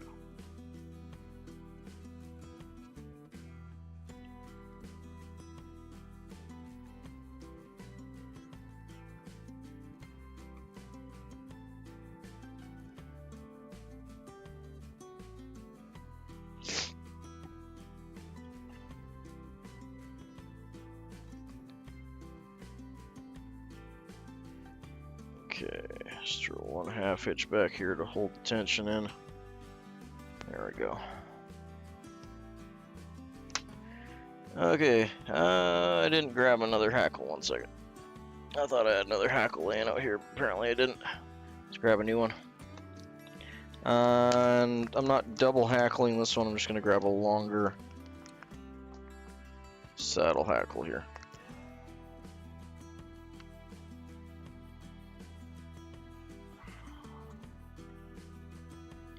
So I'm going to find one that's a good size.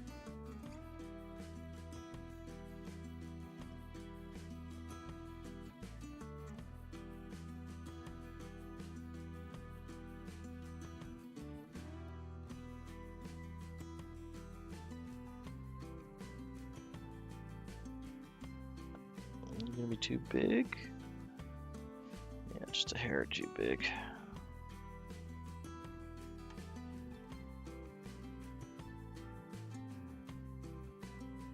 Come on, you. Get out of there. Sorry guys, just let me fight with this hackle for a second because I didn't pre-pull some.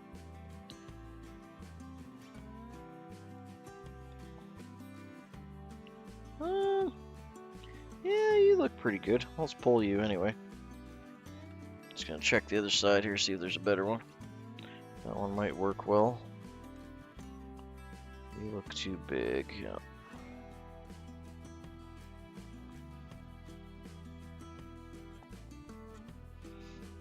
You look beautiful, actually. Let's see if he'll fit. Oh yeah, you're good. Let's go with you. Yeah, that's perfect. I got one more for next time. That was just a regular old rooster, Chinese rooster cape. Nothing special at all. Just a nice red rooster cape.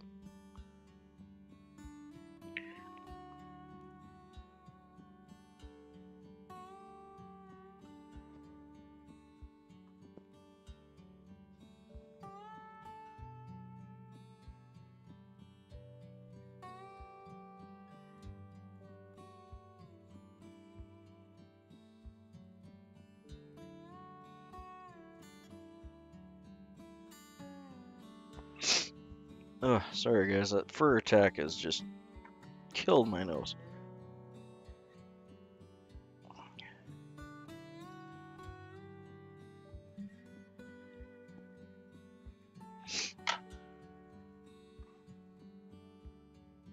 My immune system's like, why is there calf hair in our lungs? This is not good.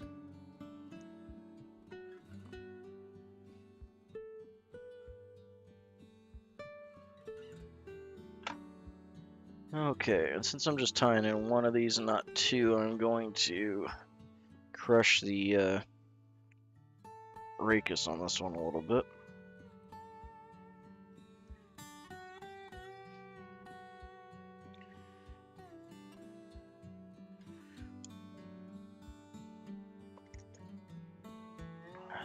That'll stop it from pulling out as bad.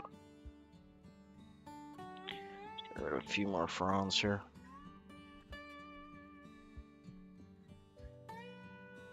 And being that we went down one, or like 2 hook sizes on this one, one hackle fiber should do us at this point.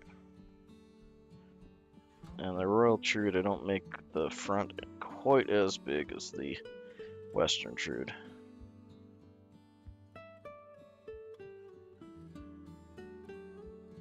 Okay, there it be.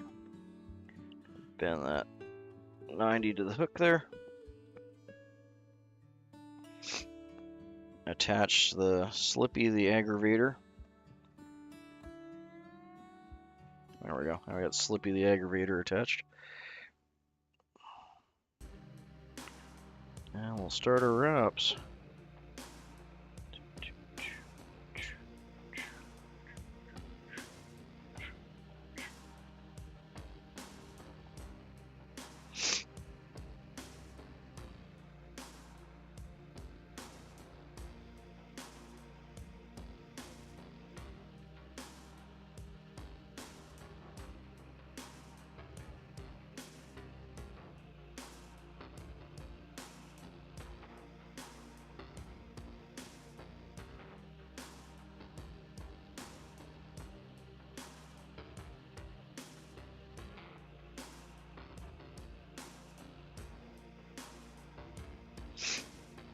Yeah, it was a beautiful piece of hackle. I'm sad I only got one in there that's like that size and shape. That worked out real well. Oh no, buddy. Come on, Slippy.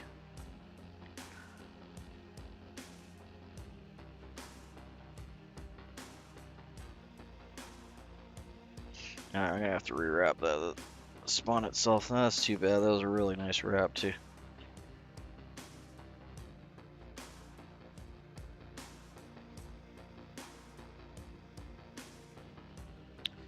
What you caught on?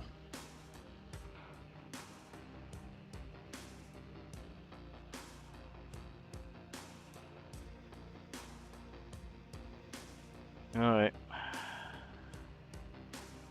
Let's do that again. That's too bad. That was a really nice hackle wrap. I was really happy with that one. That was okay. We'll do even better this time, right?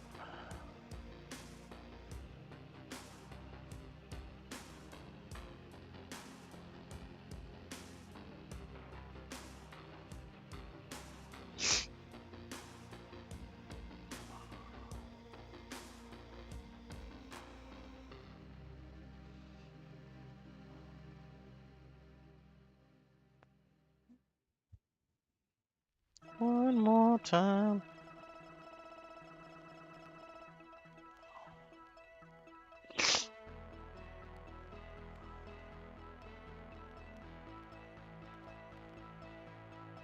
I'm actually gonna see if I can get it a little thicker. If I get too close to the head there, I like to get this whole hackle on there if I can.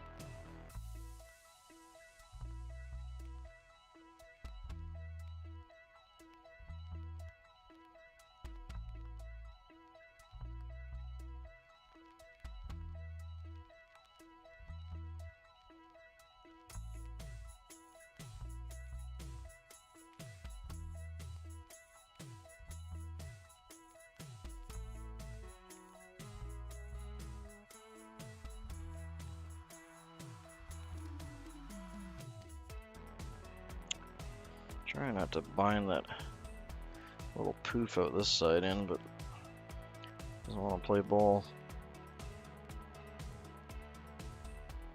Oh, I love deer hair caddises. Oh no! Really? I thought I had that locked in too. And of course I dropped it in my garbage bin. Where you go? Man, it went way in there.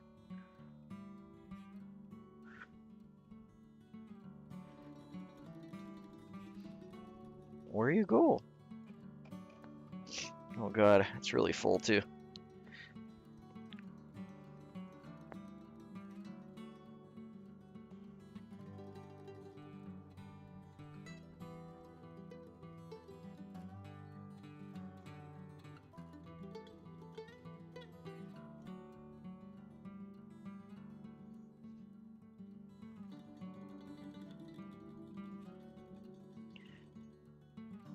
What?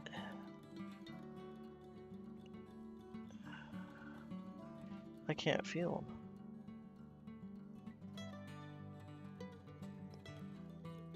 Come on, man. How do you disappear? That's not fun. He totally landed in my trash bin.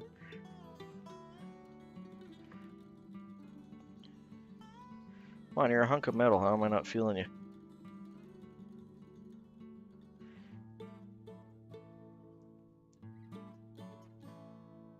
Sorry guys, give me a sec.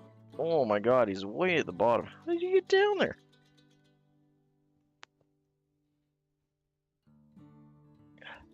Man, I need to empty out my trash bin too. It's getting really full. Okay, there we go. Got him back. Slippy has emerged from the trash bin. Oh, I feel like, yeah, it did break too, didn't it? Oh, you booger. Enjoy, Rob. Oh, come on, Slippy, you're letting me down here today. Like Maddie says, some days I wish I just went with my fingers.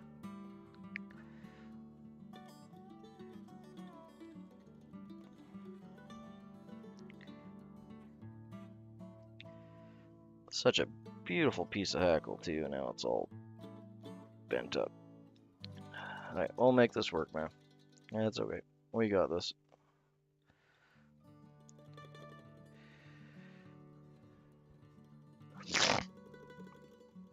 Sorry, my nose is driving me nuts.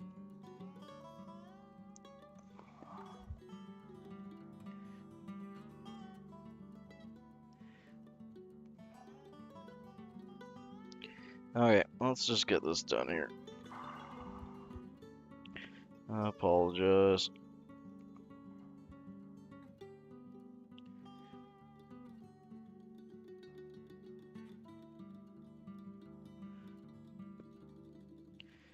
Yep. If you don't like this stream, then Slippy the Hackle player is going to slip and break again.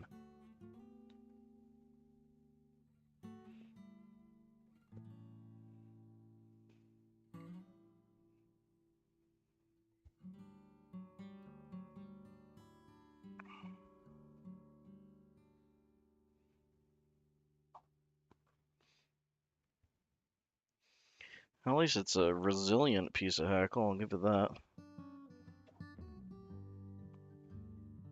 Come on, hang in there.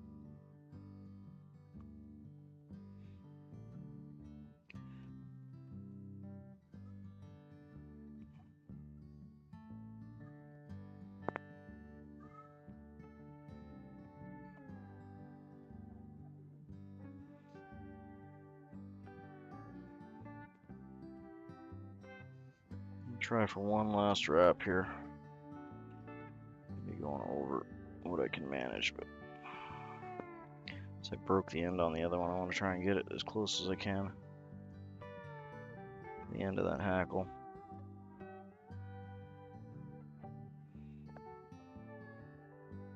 There. And we'll push those back with a half hitch.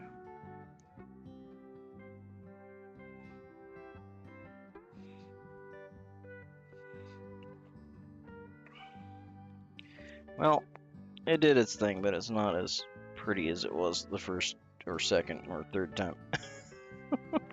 What are you gonna do?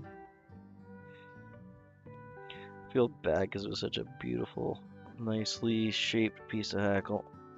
I had to go and butcher it. Oh.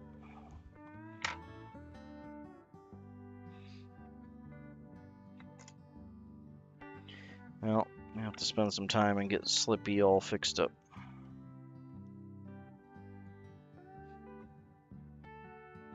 Okay, so we'll do half hitch here, and I'm gonna pin these guys back and hopefully save them. There we go. Rather than cutting them out, they can be part of the hackle group. Hang out with their friends. Just one more.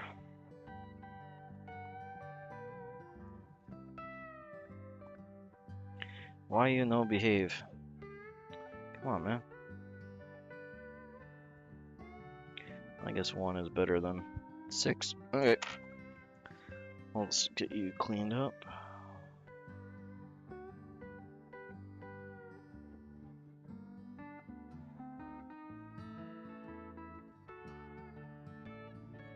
There. Okay, we'll get our whip finish on that.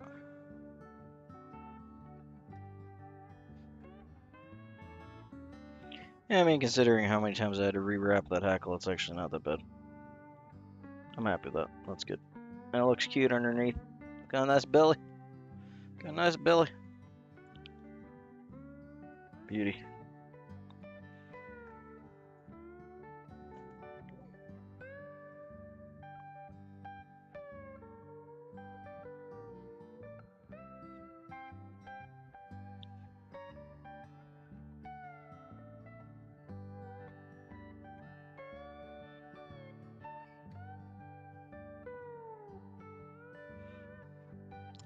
Really trying not to wrap more of these in here than I need to.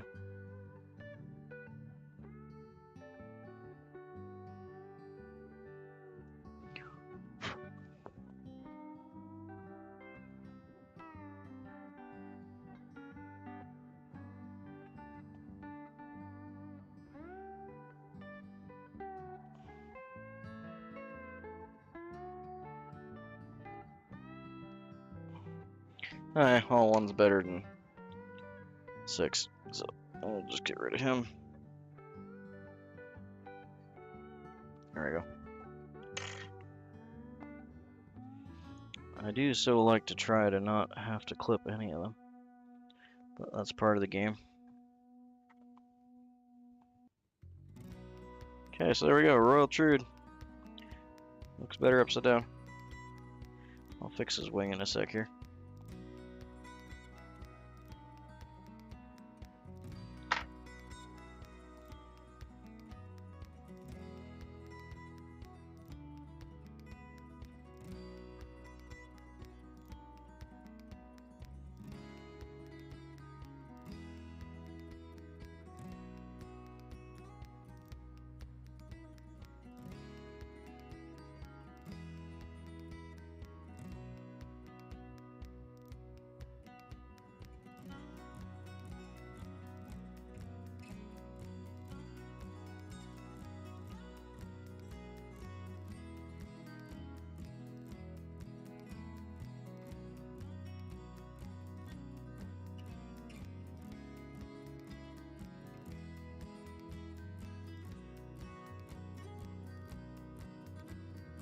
Yeah, I'm happy with that guy. That turned out well. It's a bit of an adventure fly, but it turned out well.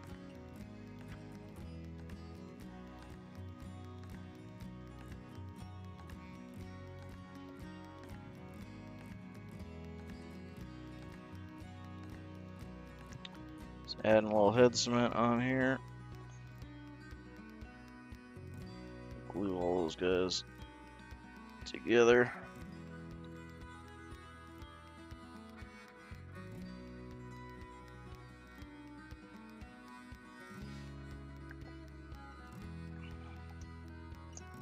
Beauty. Alright.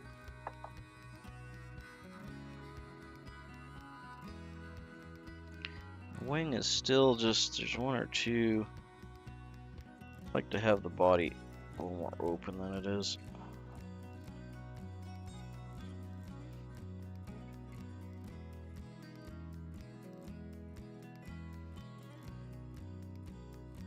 My crazy cat's trying to eat the bluebirds outside. There we go. Just like to have the body a little more open like that. The wings like right on top. That's the way I like it. That'll work out well. That's a pretty fly. Okay, just gonna do a spin and spiel on him.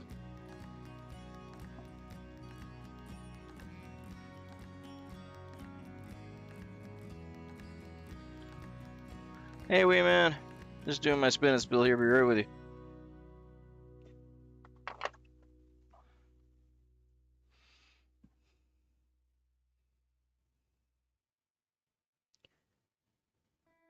And in the vise today we have a Royal Trude. This is just like the Western Trude we tied up, except it's royal because it's got the nice red stripe in the middle. It's got the golden pheasant on. It's got the classic golden pheasant tail, the white overwing of calf tail for the wing, peacock and red center for the body, which is just single strand uni red floss, and some really fine, extra fine 1mm wire from Simplify wrapped up across the body for stability, and also gives it that really nice little pop of silver up the midsection. And some red hackle up front. Wonderful little pattern. These are your candy to throw to the fish for brook trout, cutthroat, anything in little creeks and rivers. Just a really good little fly. A little more robust and buoyant than the Royal Coachman, but definitely should have a couple of these in your box. Wonderful little thing.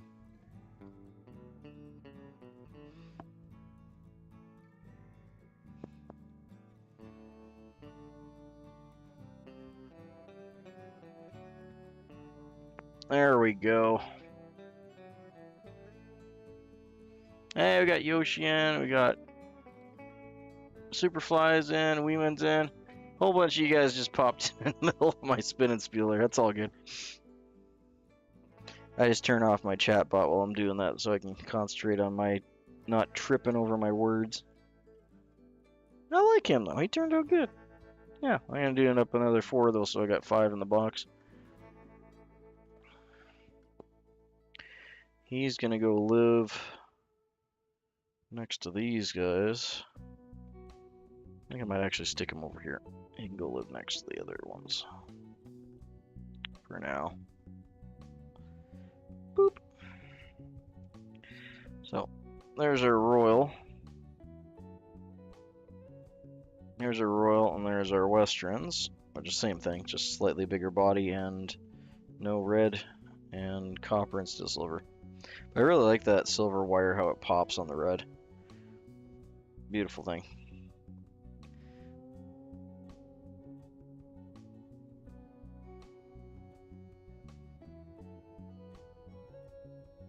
Ugh.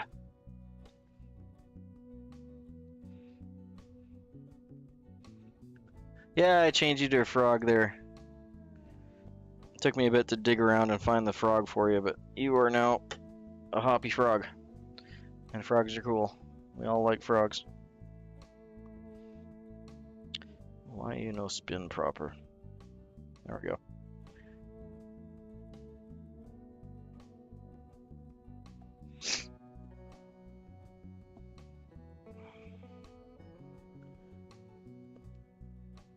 Okay, it's the same thing. We're going to start our thread right in the middle. I'm happy I could do that for you.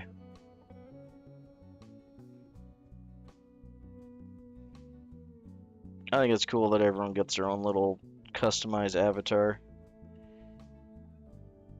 Even if it is a bit more work.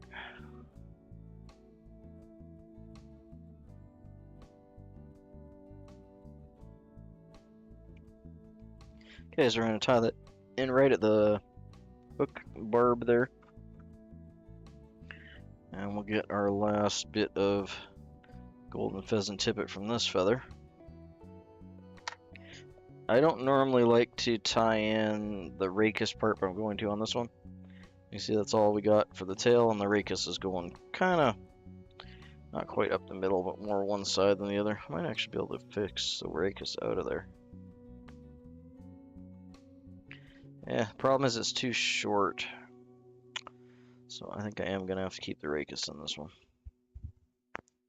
Not my preference, but it is what it is.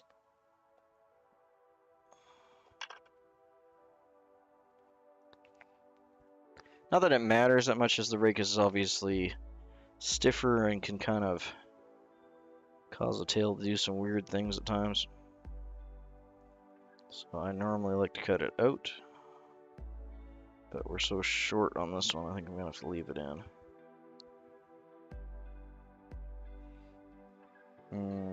Yeah, that doesn't look right. Let's try that again. I may have to try and pick it out of here.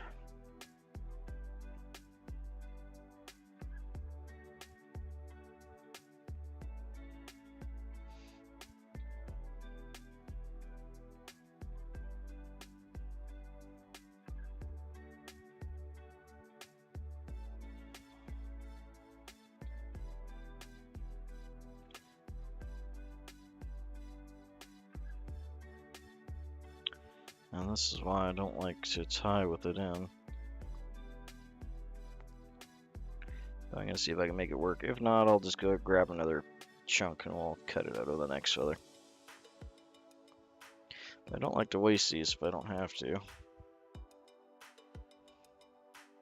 like it's any better or any worse.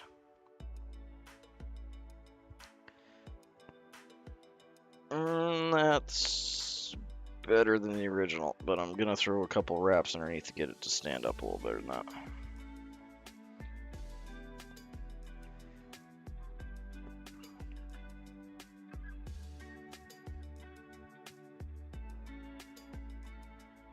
And then like 2 good solid wraps is normally enough to hold it in place there. There we go. Now it's straight.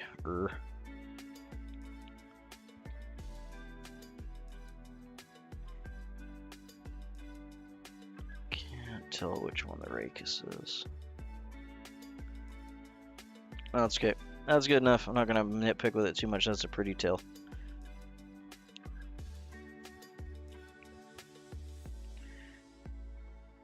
Okay, so we'll get some, where did my silver wire go? There it is. Get silver wire tied in, then some peacock, some red. Move on with life.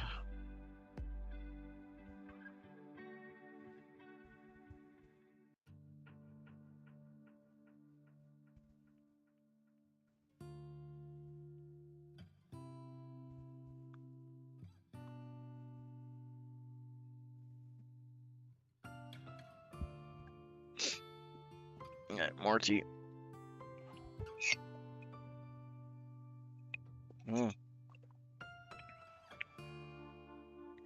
Okay, and again, we're still trying to use up some of these cutoffs. Because this is what they're really good for. Actually work better for this. And the tips are a little too thin. You end up with a thin butt. So this way you end up with a thicker butt.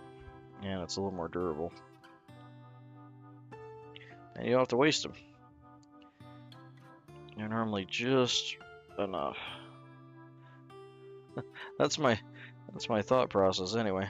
More tea always helps. Yeah, we'll bring that back just after the point. So we want to be not quite in the middle of the point in the burr, but just after the point. Did not get both of you? Let's try that again. There we go. That's better. Beauty. Okay. I'm gonna leave it right here. And actually, I'm gonna wrap it up ahead here, just to give myself some more room, but I'll bring it back after. Okay, then we're gonna pull this back. We'll fluff these fibers all out nice. And then twist them. Normally like 3 to 5, if you don't drop it. 3 to 5 twists is normally more than enough. If you go crazy with it, they will snap on you.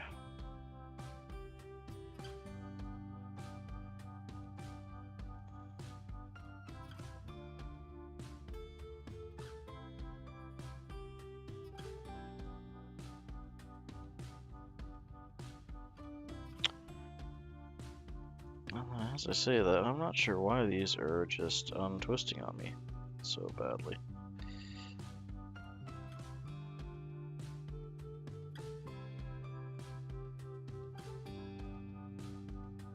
Normally 3 to 5 is more than enough.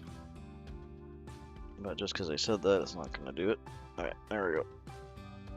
I am interrupting the tail there, as you can see. That one fiber moving.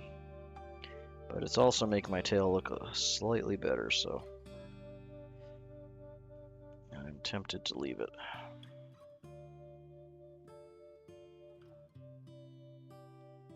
Happy accidents, right?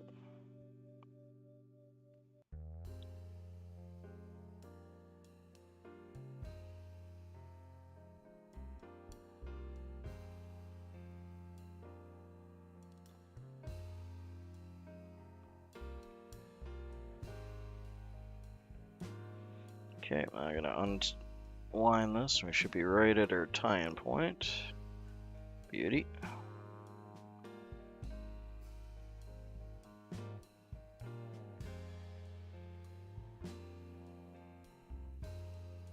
Yeah, I do. I don't do that normally if I'm wrapping it with the wire, because the wire is going to be binding it down. But yes, I do. You can also pull off like a piece of thread, like you would like a dubbing loop, so double it up, and then use that to wrap it. But yeah, I definitely do. I just don't bother when it's going to be counter wrapped with the wire anyway. But if it's going to be a booger, then yeah, wrapping it with your thread will help it from unspooling like that. For sure. And if it's going to continue to be a booger, I might even do that.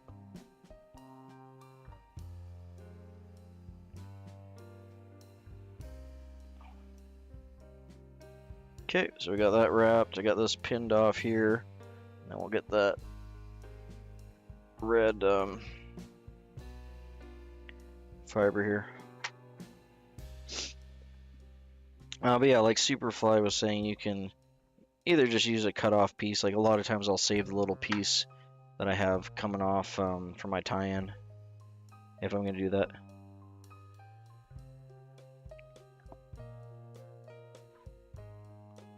But yeah, like I was saying, if you didn't save a piece of thread or you don't have an extra spool kicking around beside you that you're gonna use the extra thread for that, you could just make, in essence, like a quick dubbing loop, and it'll do the same thing for you. So maybe I'll do that for this last section here, just so I can show you guys what he's talking about. Okay, so we're gonna get the red floss, and we're gonna go all the way up, and then all the way back, and then all the way up again. Yeah. I mean, there's a gob of things you can do to make it more durable. I find like everything you do like that, though, it takes a little bit away from the natural look and movement of the hurl. I mean, if you get to that point where you're gluing and wrapping and over wrapping, it's like you may as well just use some. You may as well just use some synthetic, you know, peacock quill at that point, because it's pretty much what it turns into be. Not that there's anything wrong with it. It all depends on what you're shooting for, right? If you need to make it uber durable because your fish are just destroying it, then yeah, make it uber durable.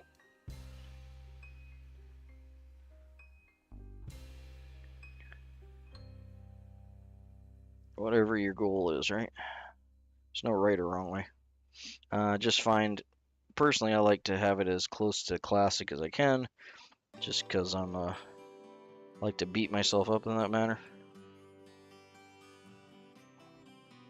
And I always find that having the material, especially peacock, as close to unmolested as you can get it, the better.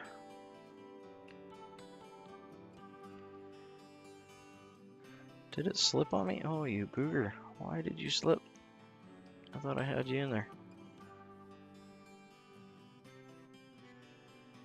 Try and tighten it a little bit. Yeah, it slipped just a hair. I think I'll be able to pin it down. Oh yeah, for sure. Okay, so like what he was saying, what you want to do, I'm just going to do it for this top half, it's really not necessary, but just for demonstration purposes. I generally find it's easier if you get your bodkin, pull a section of wire or thread out so you can see I got a loop. And in this case I don't need it to be terribly long, so like this long. Then grab that loop, pull your bodkin out. I'm holding that with my fingers now. It's gonna be a little bit annoying to do with the peacock hurl in the way, but we're gonna attempt to. And I'm gonna whoop. Come on now, slip back on me. Seriously, buddy, come on, just play ball with me here. Alright. Okay, so I'm wrapping, and I'm just gonna slowly wrap back onto that thread and lock this loop together. So now I got a loop of thread that's completely independent and locked in. Okay, it's not going nowhere, it's tied in. So now what we can do is take this, and there's a number of ways you can do this. You can spin it, you can wrap it like I'm doing. I'm just gonna wrap it because we're not gonna be using a whole lot of this. This will make it pretty much impossible for your hurl to break, and if it does break, it'll be wound in there. So you end up with like a little thread guide, but as you can see, it does remove some of the floof and life from the hurl, but it will add a tremendous amount of durability. So now we're going to go back here. Well, that's all part of it. And if you don't have problems, and then you can't learn anything new, right? For the most part, your thread will just disappear into the hurl, so you really don't have to worry about it showing. Black thread will obviously, or green, will obviously work better.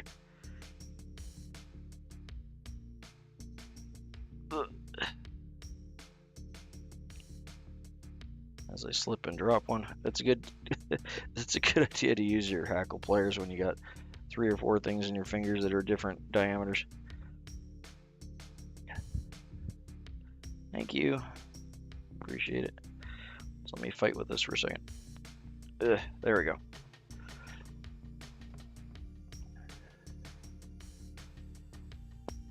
There. Like I said, I don't use that method terribly often. It does work well though. It will drastically increase the strength of your hurl there and stop it from splitting and breaking and popping. So it really depends on the fly you're tying. Like if you're tying a long body, I wouldn't use it on a fly like this one because there's just 2 short sections, and honestly if it did ever break, the wire that's going on next is going to catch it anyway. So other than having it break while I'm wrapping, like if I had some really brittle hurl that was just driving me nuts, then I could throw in this loop in there and it would help me to wrap it without it breaking. And if I wasn't wrapping it in wire, that would also be another option. And then you just cut your waste off and you got your thread loop and your hurl together into the waste paper basket of no return. Okay, now we're gonna get, but yeah, as you can see, it does, I mean, you can tell the difference there.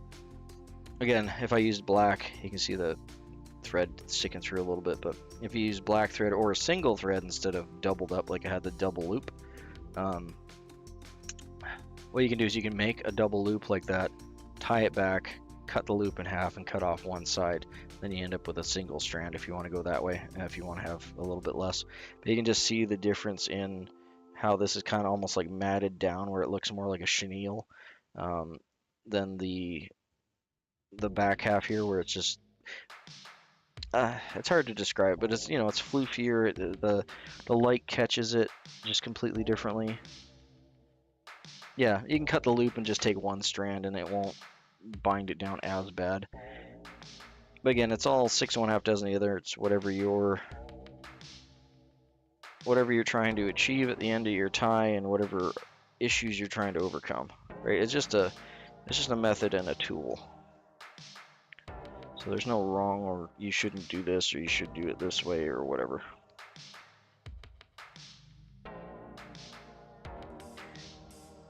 Yeah, it's more important to know yeah, it's more to know like when you should use it than, you know, getting in the habit of using it every single time, because in my opinion you shouldn't use it every single time because it has downsides.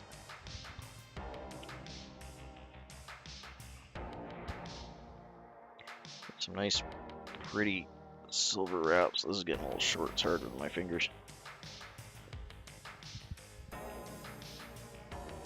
I get a few nice wraps in the middle here because they show off so well. I want to get one wrap over that spot that slipped on me, see if I can bind it in. Beauty, that's good.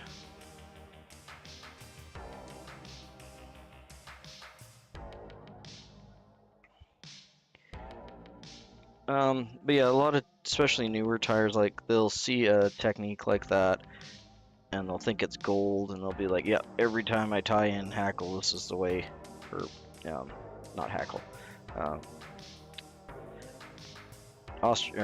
ostrich either. Why is my brain not making the words today? Peacock hurl. Every time they tie in peacock hurl, they'll fall back on that crutch, because it is helpful. Like, it does stop you from breaking it, and breaking your hackle and ruining the body on your fly is annoying. So they will kind of fall back on that crutch and tie it in like that all the time, but then their flies look a little more compressed and everything. But that being said, the more often you use that skill too and that technique, the better you'll be with it, and the less compressed your flies will be over time. There we go. Tie that right in there for the wing. But yeah, you can see just like I said, there's different things you can do to make it a little less, like different colored thread will be better. Single thread instead of double, because we're using a loop there, would be better. And you can do the exact same thing with wire too. you can use the fine silver wire, fine copper wire instead of the thread. The thread's a little bit more forgiving with the wrapping, so it doesn't kink or cause problems. But the wire is nice too because it makes almost like it adds a rigidity to it, like a pipe cleaner. So on some flies, it'll actually wrap better. Like if you have a bigger body fly, then the wire actually will wrap better than the thread in some cases. Okay, let's get to the wing here. But yeah, that's what he was talking about, so that's a quick little demonstration on for you. I don't use that a whole lot.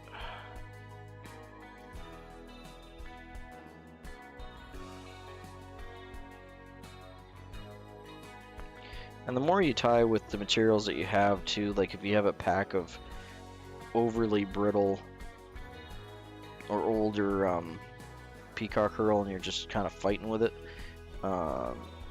you'll get used to it. You'll after you tie a few, you'll kind of get used to where that breaking point is. Not that it's a good thing, but it's just the way of things. And the more the more you're used to it, the more you realize how much tension you can put on it before it's going to snap, and the less you need to use those kind of techniques. That does some finesse. I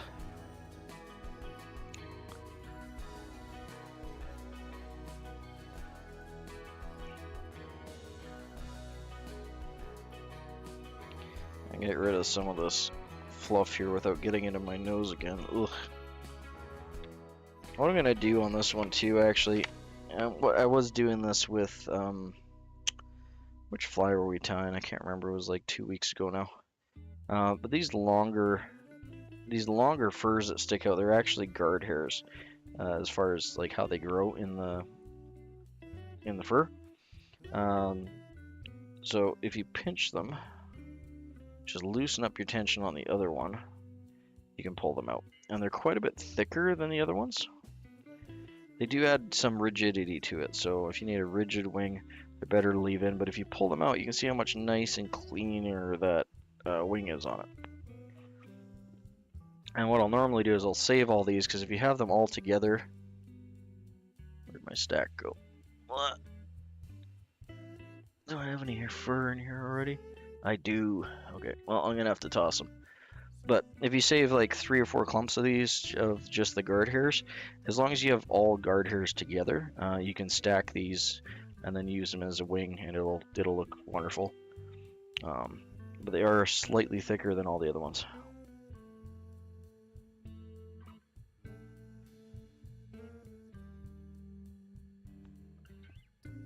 Oh, thank you, Superfly. I appreciate that, man.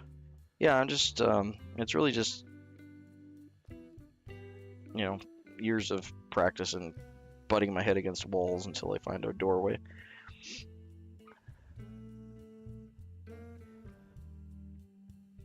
But yeah, it's exactly like you said. If you have an older, like some of these, like this package here's probably got to be, I don't know, at least 20, 30 years old.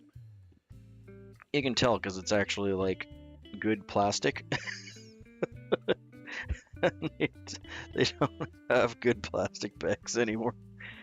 Okay, so right about there.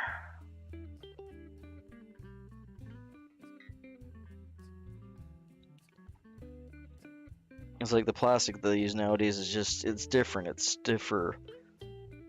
I wouldn't say it's actually like necessarily worse or better or anything, it's just, it's different. Plastic back then was just, it seemed to be more like flexible and durable to me. But I could be wrong.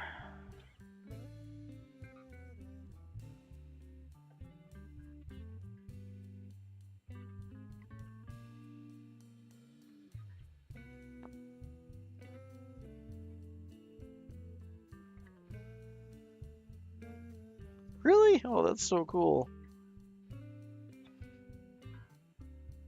Come on, soft wrap, get in there.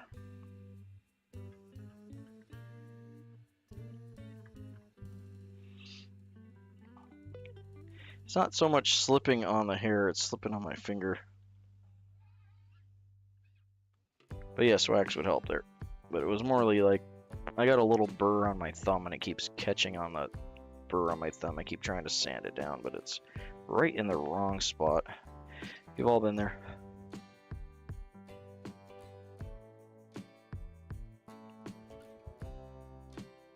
Okay, let's let go of that wing.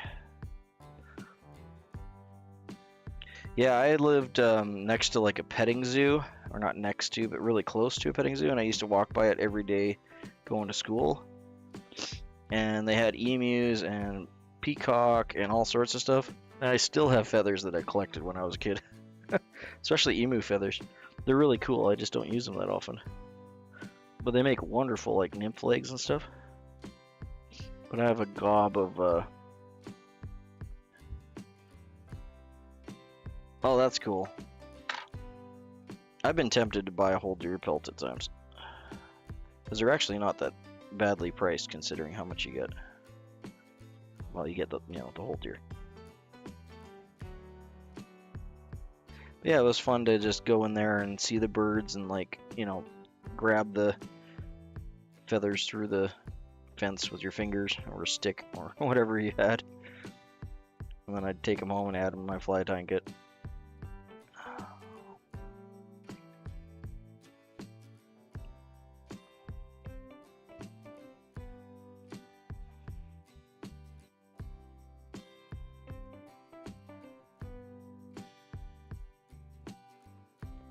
There we go. Excuse me.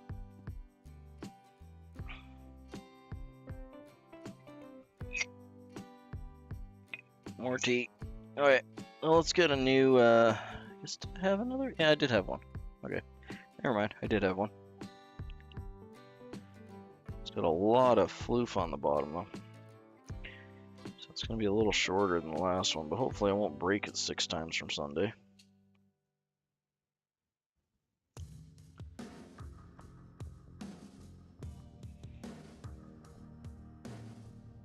Yeah, I kept some snakeskin because we got a corn snake, and I was trying to find some ways to use it with like nymphs and stuff. Thought it would be really cool to like color it and use it like a scudback. I haven't actually used it yet, but it was definitely on my list of things to try out. There we go, nice red rooster saddle. Yeah, 100%. Your imagination is the limit. There's really no rule that says you can't.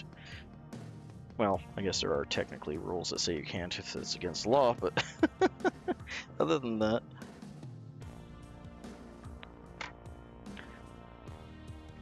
Alright, and again I'm gonna use my smaller ones this time.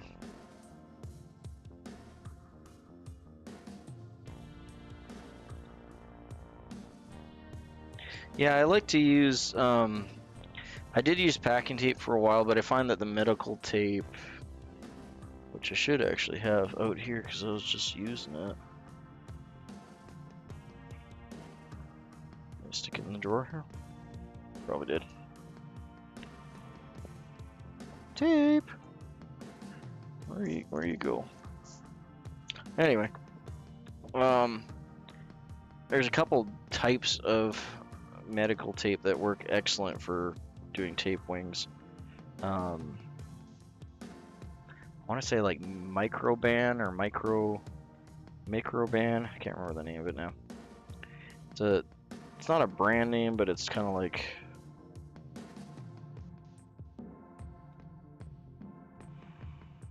it's like Teflon. It's like an additive or a type of copywritten whatever.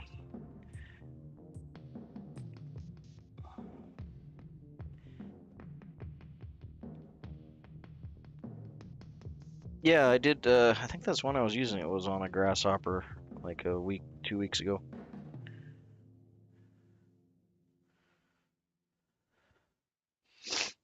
There we go. Alright.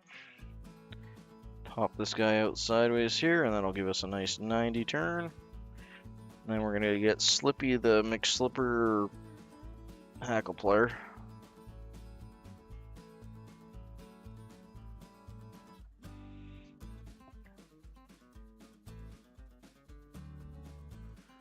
You talking about the tape? Oh, hey, Glacier. Good to have you in, man. Shark!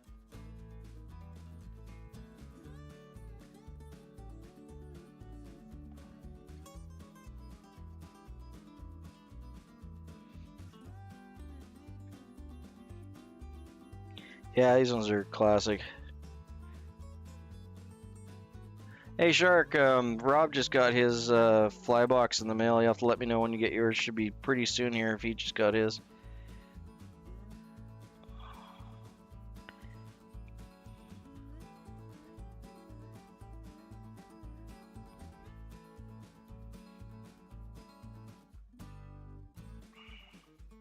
But yeah, anyway, on the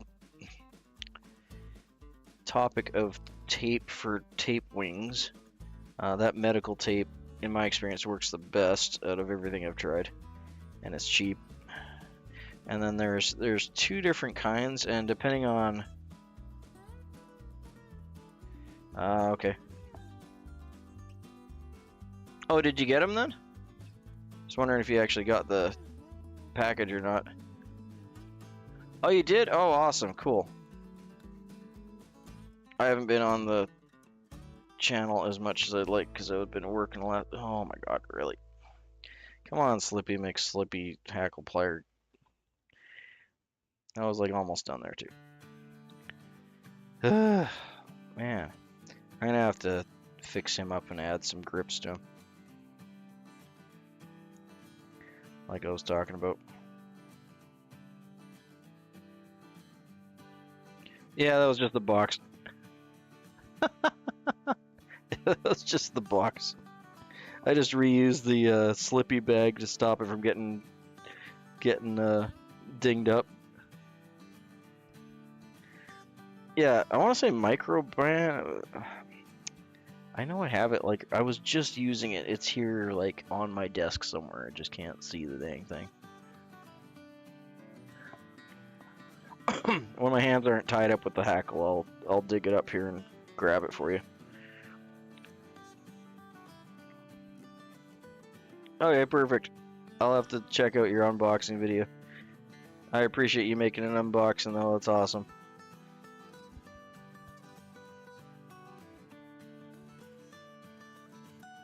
Hopefully you get some fish on them. That'd be sweet. That would make me happy.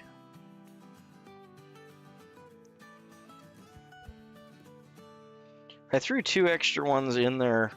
I don't remember if I threw them in loose or if they were just in the box, but I think they were the ones that you were asking for that had the chartreuse and pink.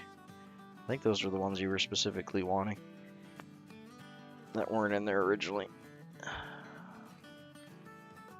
Yeah, I think I'm just gonna call it good right here. Probably get one more wrap in there, but that's as much as I want to try and fuss with it.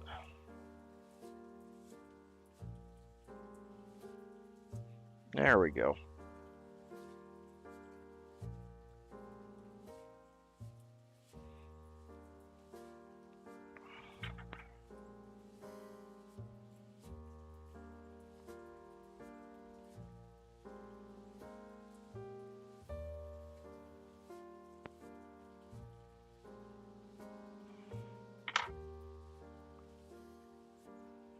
Oh, that's cool. Now I know I can actually do the postal thing correctly.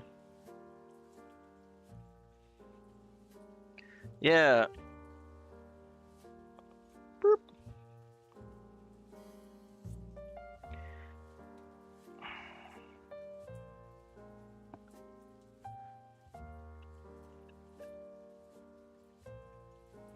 Oh, you're welcome, man.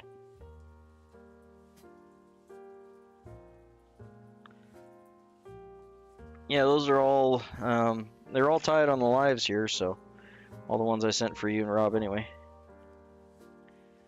That's awesome. I'll check it out after. Thanks for doing that, though. I do appreciate that.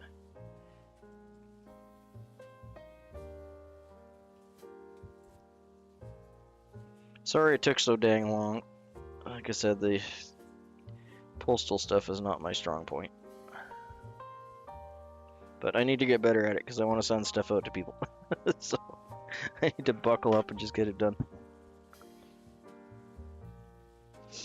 I have a whole box full of stuff to do giveaways on lives here that I need to get to. So I'm going to get that set up. I'm just trying to find a way to do it with my random stuff here. So I'm in the process of coding a little thing that'll randomize the images. I actually love mailing stuff. It's just with all the recent changes with the tariffs and everything, it's been a real pain in the butt. I used to be able to send like the exact same package that I sent you. I used to be able to send, and I would send all the time for like $3, and now it's like 25, and a whole bunch of paperwork. It's just a pain in the butt.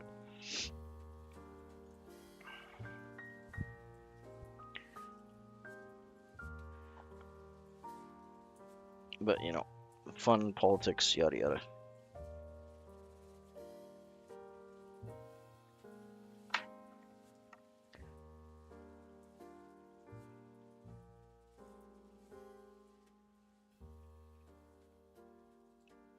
Yeah, no, it's not cheap or fun right now, unfortunately. Hopefully things will get better again.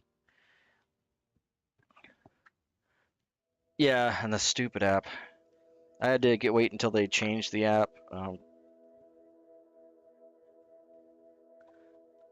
Yeah, exactly. I'm only a block away from. We have like a tiny little post office here, which is nice because it's only like a half a block or block from my house. And that's the problem I have is we don't have any cell service up here, so I have to do it at home on the Starlink, and then take screenshots of everything, and then bring it over there, and then manually enter everything into their computer because there's no internet. So it is doable. It's like a royal pain in the butt for something that really shouldn't even have to happen. Yeah. And they changed the app too. Like it's almost better than it was, but it's like I had to go and redo everything. When I did it the first time, it was a Canada Post app. Now it's like a Zonos, I think, is the company that does it. That's working with Canada Post. And it has some neat features to it. Like if you take a picture of what you're trying to send, it'll actually use AI and try and come up with a value that it thinks it is. Yeah, that's the problem, is like it's not anyone's fault. It's just like I get, for lack of a better way to say it, in like retaliation, I guess. They make it incredibly as difficult as they can when it really doesn't need to be. But anyway, that's a nice fly. I'm happy with how he turned out. But either way, Shark, it was a pleasure and honor to send him to you. I apologize that it took me so long. Yeah, it'd probably be faster, to be honest.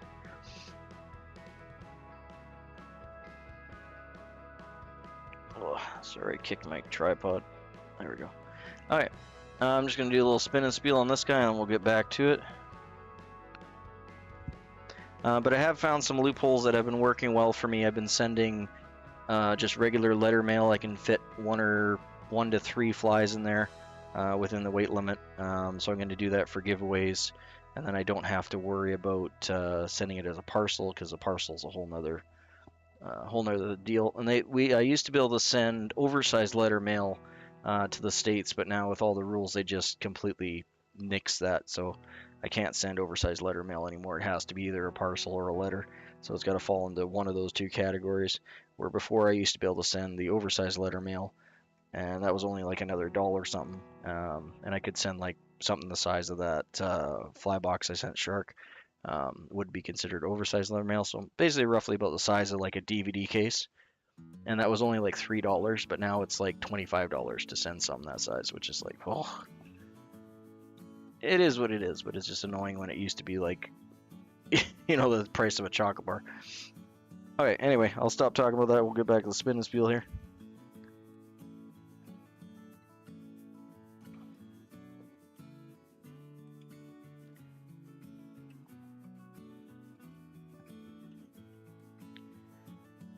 And the device today we have a Royal Trude. This is a wonderful little pattern, very similar to a Royal Coachman, just with a wing made of white calf tail.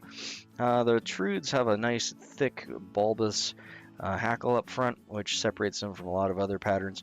In this case, this one has some nice golden pheasant tail tippet for the tail, and some peacock herl and red floss for the body. Wonderful little pattern. You should definitely have a couple of these in your box for searching creeks and rivers for brook trout and cutthroat. Really love these things. It's just an excellent little workhorse. You should have a number of these in your box in different sizes. Wonderful little thing. Add a couple to your box, eh?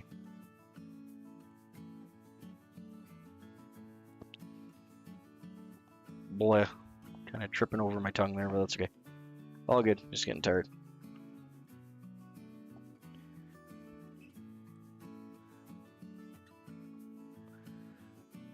Yeah, if it doesn't fit in a letter, like if it doesn't fit as a letter mail. Yeah, I mean, if you're lucky, it's done by weight, right? So 25 is kind of the starting point. But yeah, you're looking at about 25 bucks for anything that isn't classed as a letter mail. I can send a few flies, and that's what I've been doing. I sent some to K-Fish Pro and a few other viewers. I think the one I sent Yoshi was in a regular mail.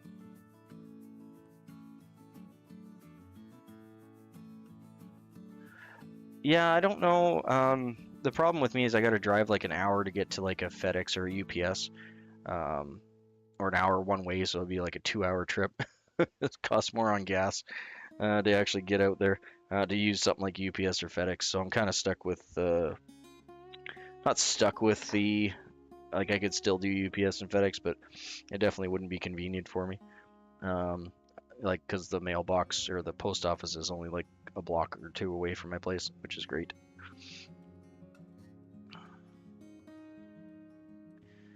Yeah, I think things will get better eventually. Hopefully, as things change and whatever.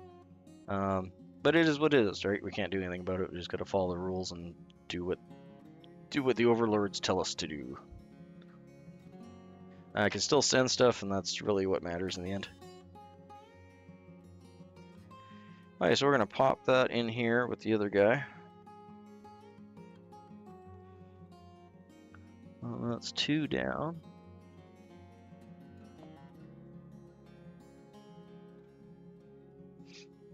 Yeah, like, the way it used to be is they would be slightly more expensive than Canada Post, but they also had more options and better timing and things like that, and you could send heavier packages for cheaper.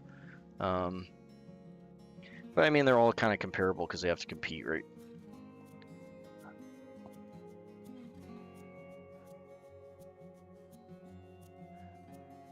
Well, I think K-Fish just got his the other day, and Rob got his, and Shark just got his too. So it should be coming shortly there, Yoshi. Hopefully. If it doesn't come, let me know and I'll resend something for you. But everyone seems to be just getting them in the last couple days here. But yeah, Yoshi, if you don't get it, let me know and I'll resend it.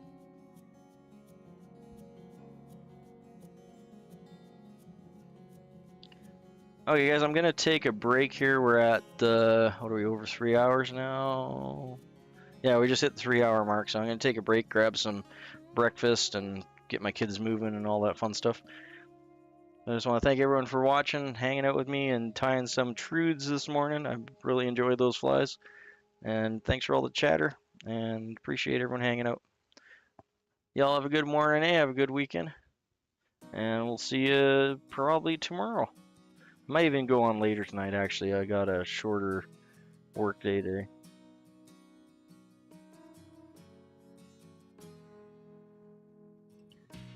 Thanks all. Have a good day. I'll go check out Glacier Shark's video too once I get off here too.